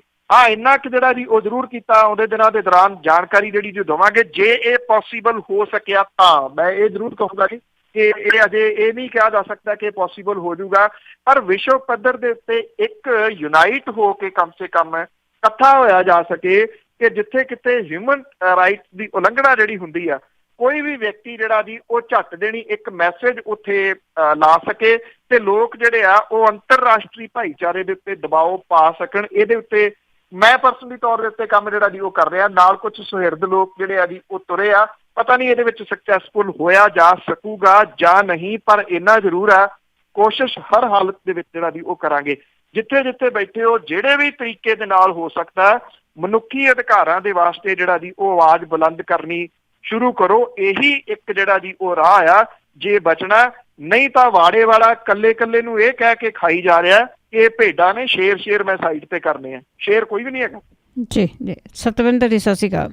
ਸਤਿ ਸ਼੍ਰੀ ਅਕਾਲ ਭਾਈ। ਸਤਿ ਸ਼੍ਰੀ ਅਕਾਲ ਭਾਈ। ਸਤਿ ਸ਼੍ਰੀ ਅਕਾਲ ਜੀ। ਪੰਨੂ ਭਾਈ, ਮੇਰਾ ਨਾ ਸਵਾਲ ਸੀ। ਮੈਂ ਨਾ ਅੱਧੇ ਘੰਟੇ ਦੀ ਵੀਡੀਓ ਸੁਣੀ ਆ ਪੂਰੀ ਇਮਰਾਨ ਖਾਨ ਦੀ, ਪਿਛਲੇ ਵੀਕ ਦੀ ਗੱਲ ਆ। ਉਹਨਾਂ ਨੇ ਜਿਹੜੀ ਸੰਸਦ ਦੇ ਵਿੱਚ ਉਹਨਾਂ ਨੇ ਬੋਲੀ ਵੀਡੀਓ, ਉਹਦੇ ਵਿੱਚ ਉਹਨਾਂ ਨੇ 1920 ਤੋਂ ਲੈ ਕੇ ਹੁਣ ਤੱਕ ਦੀ ਜਿਹੜੀ ਹਿੰਦੂਤਵ ਦੀ ਆਈਡੀਓਲੋਜੀ ਆ ਨਾ, ਕਿਉਂਕਿ ਉਹਨਾਂ ਨੇ ਇਹ ਗੱਲ ਕਹੀ ਹੈ ਵੀ ਅਸੀਂ ਪਹਿਲਾਂ ਵੀ ਗੱਲਬਾਤ ਪਹਿਲਾਂ ਤਾਂ ਚਲੋ ਸਾਨੂੰ ਇਹ ਸਿਖਾਇਆ ਜਾਂਦਾ ਸੀ ਪਾਕਿਸਤਾਨ ਉਹ ਕਰਦਾ, ਪਾਕਿਸਤਾਨ ਆਮ ਹੀ ਖਬਰਾਂ ਸੁਣੀਆਂ ਸੀਗੀਆਂ ਵੀ ਮਤਲਬ ਇੱਕ ਬੰਨੇ ਦਾ ਜ਼ਹਿਰ ਫੋੜਿਆ ਜਾਂਦਾ ਸੀ। ਪਰ ਜਿਹੜਾ ਉਹਨੂੰ ਅਸੀਂ, ਮੈਂ ਜਦੋਂ ਇਮਰਾਨ ਖਾਨ ਨੂੰ ਪੜ੍ਹਦਾ ਜਾਂ ਉਹਨੂੰ ਵੀਡੀਓ ਸੁਣਦਾ, ਉਹਨੂੰ ਲੀਡਰ ਵਜੋਂ ਨਹੀਂ ਮੈਂ ਵੇਖਦਾ। ਉਹ ਬੰਦਾ ਲੁਕਾਈ ਵਾਸਤੇ ਬਹੁਤ ਵਧੀਆ ਕੰਮ ਕਰ ਰਿਹਾ, ਕਿਉਂਕਿ ਉਹ ਇਨਸਾਨੀਅਤ ਵਾਸਤੇ ਕੰਮ ਕਰ ਰਿਹਾ। ਉਹ ਲੜਾਈ ਲੁੜੀ ਦੇ ਚੱਕਰਾਂ 'ਚ ਬਹੁਤ ਇਸ ਚੀਜ਼ ਤੋਂ ਦੂਰ ਰਹਿਣਾ ਚਾਹੁੰਦਾ। ਦੂਜੀ ਗੱਲ ਮੈਂ ਨਾਲ ਇਹ ਗੱਲ ਕਰਨੀ ਵੀ ਉਹਨੇ ਬਹੁਤ ਵਧੀਆ ਵੀ ਉਹ ਕਹਿੰਦਾ ਵੀ ਮੈਂ ਗੱਲ ਕਰਨੀ ਚਾਹੀ ਅਸੀਂ, ਤਾਂ ਅਸੀਂ ਜਿਹੜੇ ਫੈਸਲੇ ਹਨ ਵਾਪਸ ਲੈ ਰਹੇ ਹਾਂ ਵੀ ਜਿਹੜੀ ਹਿੰਦੂਤਵ ਦੀ ਆਈਡੀਓਲੋਜੀ ਹੈ, ਜਦੋਂ ਜਿਨਾਹ ਨੇ ਪਾਕਿਸਤਾਨ ਬਣਾਏ ਕਿਉਂ ਬਣਾਇਆ, ਉਹ ਸਮਝ ਗਿਆ ਹਿੰਦੂਤਵ ਦੀ ਆਈਡੀਓਲੋਜੀ। ਤੇ ਉਹ ਕਹਿੰਦਾ ਵੀ ਮੈਂ ਇਸ ਕਰਕੇ ਅਸੀਂ ਇਹ ਜਿਹੜਾ ਸਭ ਕੁਝ ਬੰਦ ਕਰਨ ਜਾ ਰਹੇ। ਮੈਂ ਸੁਣਿਆ ਉਹਦੇ ਬਾਰੇ, ਕਿਤੇ ਇਹ ਤਾਂ ਨਹੀਂ ਲੱਗਦਾ ਵੀ ਇਸ ਟਾਈਮ ਇੰਡੀਆ ਨਾਲ ਉਹਨੇ ਗੱਲ ਕਰਨੀ ਚਾਹੀ ਆ ਤੇ ਉਹ ਹੁਣ ਇੰਡੀਆ ਜਿਹੜਾ ਆ ਉਹ ਆਪਣੀ ਜਿਹੜੀ ਤੋਂ ਹਿੰਦੂਤਾ ਵਾਲਾ ਏਜੰਡਾ ਜਿਹੜਾ ਉਹ ਥੋਪਣਾ ਚਾਹੁੰਦਾ ਕਸ਼ਮੀਰ ਤੇ ਕਿਉਂਕਿ ਉਸ ਨੇ ਸੰਜੀਦਗੀ ਨਾਲ ਇਹ ਕੰਮ ਕੀਤਾ। ਦੂਜੀ ਗੱਲ ਇਹ ਸੰਜੀਦਗੀ ਵਰਤੀ। ਚਲੋ ਉਹਨਾਂ ਨੇ ਵਪਾਰ ਜ਼ਰੂਰ ਹਟਾ ਲਿਆ ਪਿੱਛੇ, ਨਾਲ ਦੀ ਨਾਲ ਉਹਨਾਂ ਨੇ ਕਰਤਾਰਪੁਰ ਬਾਰੇ ਹੋ ਸਕਦਾ ਵੀ ਕਰਤਾਰਪੁਰ ਤੇ ਵੀ ਇਸ ਚੀਜ਼ ਦਾ ਅਸਰ ਪਵੇ, ਕਿਉਂਕਿ ਜਿਹੜਾ ਸਿੱਖਾਂ ਦਾ ਤੇ ਮੁਸਲਮਾਨਾਂ ਦਾ ਮੇਲ ਆ ਜਿਹੜਾ ਉਹ ਹਿੰਦੂਤਵ ਜਿਹੜਾ ਆ ਉਹ ਨਹੀਂ ਚਾਹੁੰਦਾ ਵੀ ਇਹਨਾਂ ਦੇ ਆਪਸ ਵਿੱਚ ਮੇਲ ਮਿਲਾਪ ਹੋਵੇ। ਤੁਹਾਨੂੰ ਨਹੀਂ ਲੱਗਦਾ ਕਿਉਂਕਿ ਏਦਾਂ ਦੀ ਗੱਲ ਹੋ ਸਕਦੀ ਕਰਤਾਰਪੁਰ ਤੇ ਵੀ ਗਾਜ ਦੇਖ ਸਕਦੀ ਆ, ਤੇ ਦੂਜੀ ਜਾਂ ਉਹਨੇ ਜਿਹੜਾ ਜੋ ਉਹਨੇ ਫੈਸਲੇ ਲਏ ਨੇ ਉਹ ਵਧੀਆ ਨੇ? ਇੰਨਾ ਕੁ ਸਵਾਲ ਹੈ ਜੀ। ਸਤਿ ਸ਼੍ਰੀ ਅਕਾਲ। Thank you. ਦੇਖੋ, ਇੱਕ ਤਾਂ ਜਿਹੜੇ ਪਾਕਿਸਤਾਨ ਦੀ ਪਹਿਲਾਂ ਜਿਹੜੀ ਲੀਡਰਸ਼ਿਪ ਰਹੀ ਆ ਜੀ, ਉਹ ਚਾਹੇ ਭੁੱਟੋ ਪਰਿਵਾਰ ਹੋਵੇ, ਨਵਾਜ਼ ਸ਼ਰੀਫ ਹੋਰਾਂ ਵਾਲਾ ਪਰਿਵਾਰ ਹੋਵੇ, ਤੇ ਚਾਹੇ ਪਰਵੇਜ਼ ਮੁਸ਼ਰਫ ਹੋਰੀ ਜਿਹੜਾ ਦੀ ਉਹ ਹੋਣ, ਉਹਨਾਂ ਨੇ ਉਹ ਗਲਤੀਆਂ ਜਿਹੜੀਆਂ ਦੀ ਕੀਤੀਆਂ ਨੇ, ਉਹਨਾਂ ਨੇ ਉਸ ਮੁਲਕ ਦਾ ਬੇੜਾ ਬਿਠਾਉਣ ਦੇ ਵਿੱਚ ਸਭ ਤੋਂ ਵੱਡਾ ਯੋਗਦਾਨ ਇਹਨਾਂ ਤਿੰਨ ਪਰਿਵਾਰਾਂ ਨੇ ਜਿਹੜਾ ਦੀ ਉਹ ਪਾਇਆ। ਉਹਨਾਂ ਨੇ ਪਾਕਿਸਤਾਨ ਨੂੰ ਮੌਜੂਦਾ ਹਾਲਾਤਾਂ ਦੇ ਵਿੱਚ ਜਿਹੜਾ ਦੀ ਉਹ ਲਿਆ ਕੇ ਖੜਾ ਕਰ ਦਿੱਤਾ, ਜਿੱਥੇ ਇਮਰਾਨ ਖਾਨ ਹੋਰਾਂ ਵਰਗਾ ਜਿਹੜਾ ਵਿਅਕਤੀ ਆ ਉਹਨੂੰ ਇਹ ਨਹੀਂ ਪਤਾ ਲੱਗ ਰਿਹਾ ਕਿ ਉਹ ਕਿੱਥੋਂ ਸ਼ੁਰੂ ਕਰੇ, ਕਿਹੜੇ ਤਰੀਕੇ ਨਾਲ ਸ਼ੁਰੂ ਕਰੇ ਤੇ ਕਿੱਧਰ ਨੂੰ ਲੈ ਕੇ ਜਾਵੇ ਜੀ। ਕਿਉਂਕਿ ਫਾਈਨੈਂਸ਼ਲੀ ਤੌਰ ਦੇ ਉੱਤੇ ਅੱਜ ਪਾਕਿਸਤਾਨ ਦੇ ਹਾਲਾਤ ਬਹੁਤ ਮਾੜੇ ਆ ਜੀ, ਇਹ ਮੰਨਣ ਵਾਲੀ ਜਿਹੜੀ ਉਹ ਗੱਲ ਹੈ। ਦੇਖੋ, ਪਹਿਲੀ ਤਾਂ ਗੱਲ ਇਹ ਆ ਕਿ ਉਹ ਇੱਕ ਆਜ਼ਾਦ ਮੁਲਕ ਹੈ, ਸਾਨੂੰ ਉਹਦੀ ਹੋਂਦ, ਉਹਦੀ ਇੰਡੀਪੈਂਡੈਂਟ ਜਿਹੜੀ ਹੋਂਦ ਆ ਉਹ ਸਵੀਕਾਰ ਕਰਨੀ ਪਊਗੀ ਕਿ ਉਹ ਮੁਲਕ ਹੈ, ਚਾਹੇ ਉਹ ਛੋਟਾ ਚਾਹੇ ਉਹ ਵੱਡਾ। ਉਹਦੀਆਂ ਅੰਦਰੂਨੀ ਸਮੱਸਿਆਵਾਂ ਬਹੁਤ ਸਾਰੀਆਂ ਹੋ ਸਕਦੀਆਂ ਨੇ, ਹੈਗੀਆਂ ਨੇ। ਜਿਹੜੀ ਗਲਤੀ ਇਹ ਤਿੰਨ ਕੁ ਪਰਿਵਾਰ ਜਿਹੜੀ ਕਰਦੇ ਰਹੇ ਆਪਣੀਆਂ ਸਿਆਸੀ ਰੋਟੀਆਂ ਸੇਕਣ ਨੂੰ, ਇਹ ਅੱਤਵਾਦ ਨੂੰ, ਟੈਰੋਰਿਜ਼ਮ ਨੂੰ ਜਿਹੜਾ ਸੀਗਾ ਜੀ ਉਹ ਬੜਾਵਾ ਦਿੰਦੇ ਰਹੇ, ਅੱਜ ਉਹ ਭੁਗਤਣੀਆਂ ਪੈ ਰਹੀਆਂ ਨੇ। ਮੈਂ ਤੁਹਾਡੀ ਗੱਲ ਨਾਲ ਸਹਿਮਤ ਹਾਂ ਇਸ ਪੱਖੋਂ ਕਿ ਇਮਰਾਨ ਖਾਨ ਜਿਹੜਾ ਜੀ ਉਹ ਸਿਆਸੀ ਵਿਅਕਤੀ ਨਹੀਂ ਆ। ਜਿਹੜੀ ਗੱਲ ਉਹ ਇਹ ਕਹਿੰਦਾ ਨਾ ਕਿ ਜਦੋਂ ਦੋ ਮੁਲਕ ਨਿਊਕਲੀਅਰ ਪਾਵਰ ਹੋਣ, ਉਹ ਲੜ ਤਾਂ ਸਕਦੇ ਹੀ ਨਹੀਂ, ਜੰਗ ਤਾਂ ਲਾ ਹੀ ਨਹੀਂ ਸਕਦੇ, ਕਿਉਂਕਿ ਨਿਊਕਲੀਅਰ ਹਥਿਆਰ ਜਿਹੜੇ ਆ ਜੀ ਉਹ ਜਦੋਂ ਚੱਲਦੇ ਆ ਉਹ ਸਰਹੱਦਾਂ ਵੇਖ ਕੇ ਨਹੀਂ ਚੱਲਦੇ, ਉਹ ਦੁਸ਼ਮਣ ਵੇਖ ਕੇ ਨਹੀਂ ਚੱਲਦੇ। ਉਹਨਾਂ ਨੇ ਦੋਸਤ ਵੀ ਉਨੇ ਹੀ ਮਾਰਨੇ ਆ ਜਿੰਨੇ ਉਹਨਾਂ ਨੇ ਦੁਸ਼ਮਣ ਮਾਰਨੇ ਆ। ਇਸ ਕਰਕੇ ਦੋ ਮੁਲਕਾਂ ਦੇ ਵਿਚਾਲੇ ਲੜਾਈ ਜੇ ਹੁੰਦੀ ਆ, ਹੁੰਦੀ ਨਹੀਂ, ਜੇ ਹੁੰਦੀ ਆ ਤੇ ਤਬਾਹੀ ਜਿਹੜੀ ਜੀ ਉਹ ਬਿਲਕੁਲ ਕੰਢੇ ਦੇ ਉੱਤੇ ਜਿਹੜੀ ਆ ਜੀ ਉਹ ਪਈ ਆ। ਹਾਂ, ਇਹ ਗੱਲ ਠੀਕ ਆ ਕਿ ਇਮਰਾਨ ਖਾਨ ਨੇ ਕੋਸ਼ਿਸ਼ਾਂ ਜਿਹੜੀਆਂ ਪਿਛਲੇ ਸਮੇਂ ਦੇ ਦੌਰਾਨ ਕੀਤੀਆਂ ਨੇ ਕਿ ਇਹ ਗੱਲ ਜਿਹੜੀ ਦੀ ਹੋਵੇ। ਕਿਸੇ ਟਾਈਮ ਇੱਧਰ ਡਾਕਟਰ ਮਨਮੋਹਨ ਸਿੰਘ ਹੋਰਾਂ ਨੇ ਇਹ ਕੋਸ਼ਿਸ਼ਾਂ ਕੀਤੀਆਂ ਸੀ, ਇੱਧਰ ਅਟਲ ਬਿਹਾਰੀ ਵਾਜਪੇਈ ਹੋਰਾਂ ਨੇ ਕੋਸ਼ਿਸ਼ਾਂ ਕੀਤੀਆਂ ਸੀ, ਇੱਧਰ ਮਿਸਟਰ ਇੰਦਰ ਕੁਮਾਰ ਗੁਜਰਾਲ ਹੋਰਾਂ ਨੇ ਕੋਸ਼ਿਸ਼ਾਂ ਕੀਤੀਆਂ ਸੀ। ਉਦੋਂ ਬਦਕਿਸਮਤੀ ਇਹ ਸੀ ਕਿ ਪਾਕਿਸਤਾਨ ਵਾਲੀ ਸਾਈਡ ਦੇ ਉੱਤੇ ਜਿਹੜੇ ਬੈਠੇ ਲੋਕ ਸੀਗੇ ਉਹ ਮੂੰਹ ਮੇ ਰਾਮ ਬਗਲ ਮੇ ਛੁਰੀ ਵਾਲੀ ਜਿਹੜੀ ਉਹ ਗੱਲ ਸੀ ਜੀ। ਜੇ ਅਟਲ ਬਿਹਾਰੀ ਵਾਜਪੇਈ ਹੋਰਾਂ ਨੇ ਇੱਕ ਚੰਗਾ ਮਾਹੌਲ ਸਿਰਜਣ ਦੀ ਕੋਸ਼ਿਸ਼ ਕੀਤੀ ਤਾਂ ਕਾਰਗਿਲ ਦੇ ਰੂਪ ਦੇ ਵਿੱਚ ਜਿਹੜੀ ਸੀ ਉਹ ਲੜਾਈ ਮਿਲੀ। ਅੱਜ ਹਾਲਾਤ ਉਲਟ ਹੋ ਗਏ ਹੈ ਉਹੋ ਜਿਹੀ। ਅੱਜ ਉਧਰ ਵਾਲੇ ਜਿਹੜਾ ਜੀ ਉਹ ਇਮਰਾਨ ਖਾਨ ਗੱਲ ਕਰਨੀ ਚਾਹੁੰਦਾ, ਉਹ ਇਹ ਸੋਚਦਾ ਆ ਕਿ ਕਿਸੇ ਤਰੀਕੇ ਦੇ ਨਾਲ ਲੋਕਾਂ ਦੀ ਰੋਟੀ ਰੁਜ਼ਗਾਰ ਹੋ ਜਾਵੇ, ਲੋਕਾਂ ਨੂੰ ਨੌਕਰੀਆਂ ਜਿਹੜੀਆਂ ਜੀ ਉਹ ਮਿਲ ਜਾਣ, ਇਸ ਪਾਸੇ ਵੱਲ ਸੋਚਦਾ। ਇੱਧਰ ਜਿਹੜਾ ਹਿੰਦੂਤਵ ਦਾ ਏਜੰਡਾ ਆ ਜੀ ਉਹ ਭਾਰੂ ਹੋ ਗਿਆ। ਸਿੱਖ ਤੇ ਮੁਸਲਿਮ ਦੀ ਗੱਲ ਤੁਸੀਂ ਕਹਿੰਦੇ ਹੋ, ਮੈਂ ਇਹਦੇ ਤੋਂ ਥੋੜਾ ਜਿਹਾ ਬਿਯੋਂਡ ਜਾ ਕੇ ਜਿਹੜਾ ਜੀ ਇਹ ਸੋਚਦਾ ਹੈ ਕਿ ਜਿਹੜਾ ਪੰਜਾਬੀ ਭਾਈਚਾਰਾ ਹੈ ਇਹ ਸਟਰੋਂਗ ਇੱਕ ਭਾਈਚਾਰਾ ਸੀਗਾ। ਤੁਸੀਂ ਇਤਿਹਾਸ ਦੇ ਜਿਹੜਾ ਜੀ ਉਹ ਜਾਣਕਾਰ ਜ਼ਰੂਰ ਹੋਵੋਗੇ। ਜਿਹੜੀਆਂ ਗੱਲਾਂ ਤੁਸੀਂ ਕੀਤੀਆਂ ਨੇ, ਜਿਹੜੀਆਂ ਗੱਲਾਂ ਤੁਸੀਂ ਸੁਣੀਆਂ ਨੇ, ਅਜਿਹੀਆਂ ਗੱਲਾਂ ਸੁਣਦੇ ਬਹੁਤ ਲੋਕ ਨੇ, ਉਹਨਾਂ ਨੂੰ ਉਹਦੇ ਪੈਣ ਵਾਲੇ ਪ੍ਰਭਾਵ ਜਿਹੜੇ ਜੀ ਉਹ ਘੱਟ ਮਹਿਸੂਸ ਕਰਦੇ ਨੇ। ਤੁਸੀਂ ਮਹਿਸੂਸ ਕਰਦੇ ਹੋ ਤੇ ਜਾਣਦੇ ਹੋਵੋਗੇ ਕਿ ਪੰਜਾਬ ਜਿਹੜੀ ਜਿਹੜਾ ਸਟੇਟ ਸੀਗੀ, ਜਿਹੜੀ ਮਹਾਰਾਜਾ ਰਣਜੀਤ ਸਿੰਘ ਹੋਰਾਂ ਦਾ ਰਾਜ ਸੀਗਾ, ਉਹ ਲਾਸਟ ਦੇ ਵਿੱਚ ਅੰਗਰੇਜ਼ਾਂ ਦਾ ਗੁਲਾਮ ਕਿਉਂ ਹੋਇਆ? ਇਹਨੂੰ ਘੋਖ ਲੈਣਾ ਜੀ, ਬਹੁਤੀਆਂ ਗੱਲਾਂ ਦਾ ਜਵਾਬ ਜਿਹੜਾ ਜੀ ਆ ਜਾਊਗਾ। ਇਹ ਪੰਜਾਬੀਆਂ ਨੂੰ ਵਿਚਾਲਿਓਂ ਰੱਖ ਕੇ ਜਿਹੜਾ ਸੀਗਾ ਨਾ ਜੀ ਉਹ ਪਾੜਿਆ ਗਿਆ। ਇੱਕ ਫਿਲਮ ਆਈ ਪਿੱਛੇ ਜੇ, ਉਹ ਮੈਂ ਦੇਖੀ, ਉਹਦਾ ਲਾਸਟ ਦੇ ਵਿੱਚ ਜਿਹੜਾ ਜੀ ਇੱਕ ਡਾਇਲਾਗ ਆ ਬੜਾ ਕਮਾਲ ਦਾ, ਕਹਿੰਦਾ ਪੰਜਾਬੀਆਂ ਨੂੰ ਲੜਾਉਣਾ ਹੀ ਬੜਾ ਸੌਖਾ, ਮਾੜੀ ਜੀ ਐਵੇਂ ਸਿੰਗਰੀ ਛੇੜਨ ਦੀ ਲੋੜ ਆ। ਇਹ ਉਸੇ ਵੇਲੇ ਇੱਕ ਦੂਜੇ ਦੇ ਖਿਲਾਫ ਹੋ ਕੇ ਇੱਕ ਦੂਜੇ ਨੂੰ ਗਾਲਾਂ ਕੱਢਣ ਲੱਗ ਜਾਂਦੇ ਆ, ਕਿਸੇ ਤੀਜੇ ਨੂੰ ਤਾਂ ਗਾਲ ਕੱਢਦੇ ਹੀ ਨਹੀਂ। ਪਰ ਉਹ ਕਹਿੰਦਾ ਕਿ ਇਹਨਾਂ ਦੋਨਾਂ ਦੀ ਡਾਂਗ ਕਾਇਮ ਹੈ। ਜੇ ਇਹ ਡਾਂਗ ਇਕੱਠੀ ਹੋ ਜਾਂਦੀ ਆ ਤੇ ਫਿਰ ਖੈਬਰ ਤੱਕ ਜਿਹੜਾ ਦੀ ਰਾਜ ਇਹਨਾਂ ਦਾ ਕਿਸੇ ਸਮੇਂ ਜਿਹੜਾ ਦੀ ਉਹ ਰਿਹਾ। ਜਿਹੜੀਆਂ ਕੁਝ ਤਾਕਤਾਂ ਇਸ ਭਾਈਚਾਰੇ ਨੂੰ ਇਕੱਠਾ ਨਹੀਂ ਹੋਣ ਜਿਹੜਾ ਦੀ ਉਹ ਦੇਣਾ ਚਾਹੁੰਦੀਆਂ। ਇਹ ਗੱਲ ਮੈਂ ਪਹਿਲਾਂ ਵੀ ਕਹੀ ਆ ਜੀ, ਇਹ ਗੱਲ ਪੱਥਰ ਦੇ ਉੱਤੇ ਲਕੀਰ ਆ ਕਿ ਜੇ ਕਰਤਾਰਪੁਰ ਵਾਲਾ ਲਾਂਘਾ ਖੁੱਲਦਾ ਆ, ਇਹ ਕਿਸੇ ਇੱਕ ਧਾਰਮਿਕ ਸਥਾਨ ਦਾ ਲਾਂਘਾ ਨੀਗਾ, ਇਹ ਪੰਜਾਬ ਇੱਕ ਹੀ ਆ। ਚਲੋ ਅੱਜ ਲਹਿੰਦਾ ਪੰਜਾਬ ਤੇ ਚੜ੍ਹਦਾ ਪੰਜਾਬ ਜਿਹੜਾ ਜੀ ਉਹ ਕਹਿ ਦਿੱਤਾ ਜਾਂਦਾ, ਪੰਜ ਆਬ ਪੰਜ ਦਰਿਆ, ਉਹ ਪੰਜ ਦਰਿਆ ਮਿਲ ਕੇ ਹੀ ਬਣਦੇ ਆ ਨਾ। ਇਹ ਲਾਂਘਾ ਜਿਹੜਾ ਜੀ ਉਹਨਾਂ ਪੰਜਾਬੀਆਂ ਦੇ ਵਿਚਾਲੇ ਜਿਹੜੀਆਂ ਜੀ ਸਾਂਝਾਂ ਨੂੰ ਪੀੜ੍ਹੀਆਂ ਕਰੂਗਾ, ਜਿਹੜੀਆਂ ਕਿ ਸਾਂਝਾਂ ਇੰਨੀਆਂ ਮਜ਼ਬੂਤ ਹੈ ਕਿ ਸਾਡੀ ਬੋਲੀ ਇੱਕ ਹੈ, ਸਾਡਾ ਕਲਚਰ ਜਿਹੜਾ ਜੀ ਉਹ ਇੱਕ ਹੈ। ਅਸੀਂ ਇੱਕ ਦੂਜੇ ਦੇ ਦੁਸ਼ਮਣ ਨਹੀਂ, ਲੋਕ ਦੁਸ਼ਮਣ ਨਹੀਂ ਗੇ ਜੀ, ਸਿਆਸੀ ਲੋਕ ਜਿਹੜੇ ਆ ਉਹ ਦੁਸ਼ਮਣ ਰਹੇ ਆ। ਅਸੀਂ ਵੇਖ ਸਕੀਏ ਜਾਂ ਨਾ ਵੇਖ ਸਕੀਏ, ਮੈਂ ਇਹ ਗੱਲ ਮਹਿਸੂਸ ਕਰਦਾ ਜੋ ਸਾਰਾ ਕੁਝ ਜਿਹੜਾ ਜੀ ਉਹ ਬਣ ਰਿਹਾ ਪਤਾ ਨਹੀਂ ਕਦੋਂ ਹੋਊਗਾ। ਮੈਂ ਫੇਰ ਕਹੂੰਗਾ ਕਿ ਅਸੀਂ ਵੇਖ ਸਕੀਏ, ਸਾਡੇ ਵਾਲੀ ਪੀੜ੍ਹੀ ਜਾਂ ਨਾ ਵੇਖ ਸਕੇ, ਕਿਸੇ ਨਾ ਕਿਸੇ ਸਮੇਂ ਇਹ ਮਜਬੂਰੀ ਬਣ ਜੂਗੀ ਜਿਹੜੇ ਪੰਜਾਬ ਨੇ ਉਹਨਾਂ ਦੀ, ਕਿ ਜੇ ਜਿਉਂਦੇ ਰਹਾਂਗੇ, ਜੇ ਹੋਂਦ ਬਚੂਗੀ ਤਾਂ ਇੱਕੋ ਤਰੀਕੇ ਦੇ ਨਾਲ ਬਚੂਗੀ ਕਿ ਇਕੱਠੇ ਹੋਈਏ ਕਿਤੇ ਫੇਰ ਜੀ। ਕਿ ਹਰਵੰਤ ਸਿੰਘ ਜੀ, ਹਰਵੰਤ ਸਿੰਘ ਜੀ ਸਤਿ ਸ਼੍ਰੀ ਅਕਾਲ। ਸਤਿ ਸ਼੍ਰੀ ਅਕਾਲ ਜੀ ਸਾਰਿਆਂ ਨੂੰ ਜੀ। ਮੇਰੇ ਜੀ ਦੋ ਸਵਾਲ ਹੋਏ ਆ ਛੋਟੇ ਛੋਟੇ ਜਿਹੇ, ਕਿ ਇੱਕ ਤਾਂ ਅਖਬਾਰ ਦੀ ਖਬਰ ਸੀ ਕਿ RSS ਦਾ ਮਿਸ਼ਨ ਕਸ਼ਮੀਰ ਜਿਹੜਾ ਉਹ ਫਤਿਹ ਹੋ ਗਿਆ। ਮੈਨੂੰ ਇਹ ਡਰ ਲੱਗਦਾ ਹੋਣਾ ਵੀ ਕਿਤੇ ਇਹੋ ਜਿਹਾ ਮਿਸ਼ਨ ਜਿਹੜਾ RSS ਦਾ ਉਹ ਫਿਰ ਪੰਜਾਬ ਵਿੱਚ ਨਾ ਆਣ ਵੜੇ, ਰੱਬ ਕਰੇ ਭਲਾ ਕਰੇ। ਤੇ ਦੂਜਾ ਸਵਾਲ ਮੇਰਾ ਇਹ ਹੈਗਾ ਜੀ ਕਿ ਮੈਂ ਜ਼ਿੰਦਗੀ ਭਰ ਹੰਡਿਆ ਬੰਦਾ, ਮੈਂ ਦੇਖੇ ਪ੍ਰੈਜ਼ੀਡੈਂਟ ਰੂਲ ਵੀ, ਗਵਰਨਰ ਰੂਲ ਵੀ ਦੇਖੇ, ਐਮਰਜੈਂਸੀਆਂ ਵੀ ਲੱਗੀਆਂ ਦੇਖੀਆਂ, ਖਾਸ ਹਾਲਤਾਂ ਵਿੱਚ ਮੁਲਕਾਂ 'ਚ ਲਾਉਣੀਆਂ ਪੈਂਦੀਆਂ। ਪਰ ਇੱਕ ਨਵਾਂ ਹੀ ਜਮਹੂਰਾ ਲੈਫਟੀਨੈਂਟ ਗਵਰਨਰ ਵਾਲਾ ਇਹ ਕੀ ਹੋਇਆ ਜਿਸ ਦੇ ਕੋਲ ਇਲੈਕਟਡ ਅਸੈਂਬਲੀ ਨਾਲੋਂ ਵੀ ਜ਼ਿਆਦਾ ਤਾਕਤਾਂ ਹੋਣ। ਇਹ ਥੈਂਕ ਯੂ। ਦੇਖੋ, ਪਹਿਲਾਂ ਤਾਂ ਤੁਸੀਂ ਚਲੋ ਆਪਣਾ ਵਰਵਲਾ ਹੀ ਦੱਸਿਆ, ਸਵਾਲ ਤਾਂ ਜਿਹੜਾ ਜੀ ਉਹ ਨਹੀਂ ਹੈਗਾ।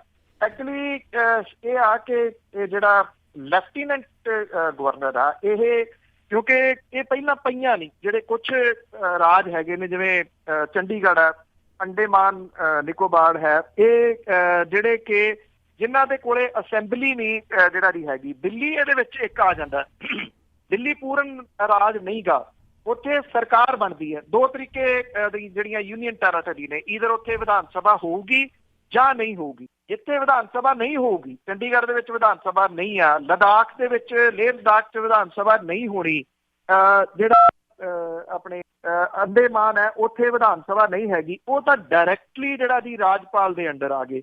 ਜਿੱਥੇ ਵਿਧਾਨ ਸਭਾ ਆ ਉੱਥੇ ਉਪ ਰਾਜਪਾਲ ਉੱਤੇ ਜਿਹੜਾ ਜੀ ਉਹ ਬਿਠਾਇਆ ਜਾਂਦਾ।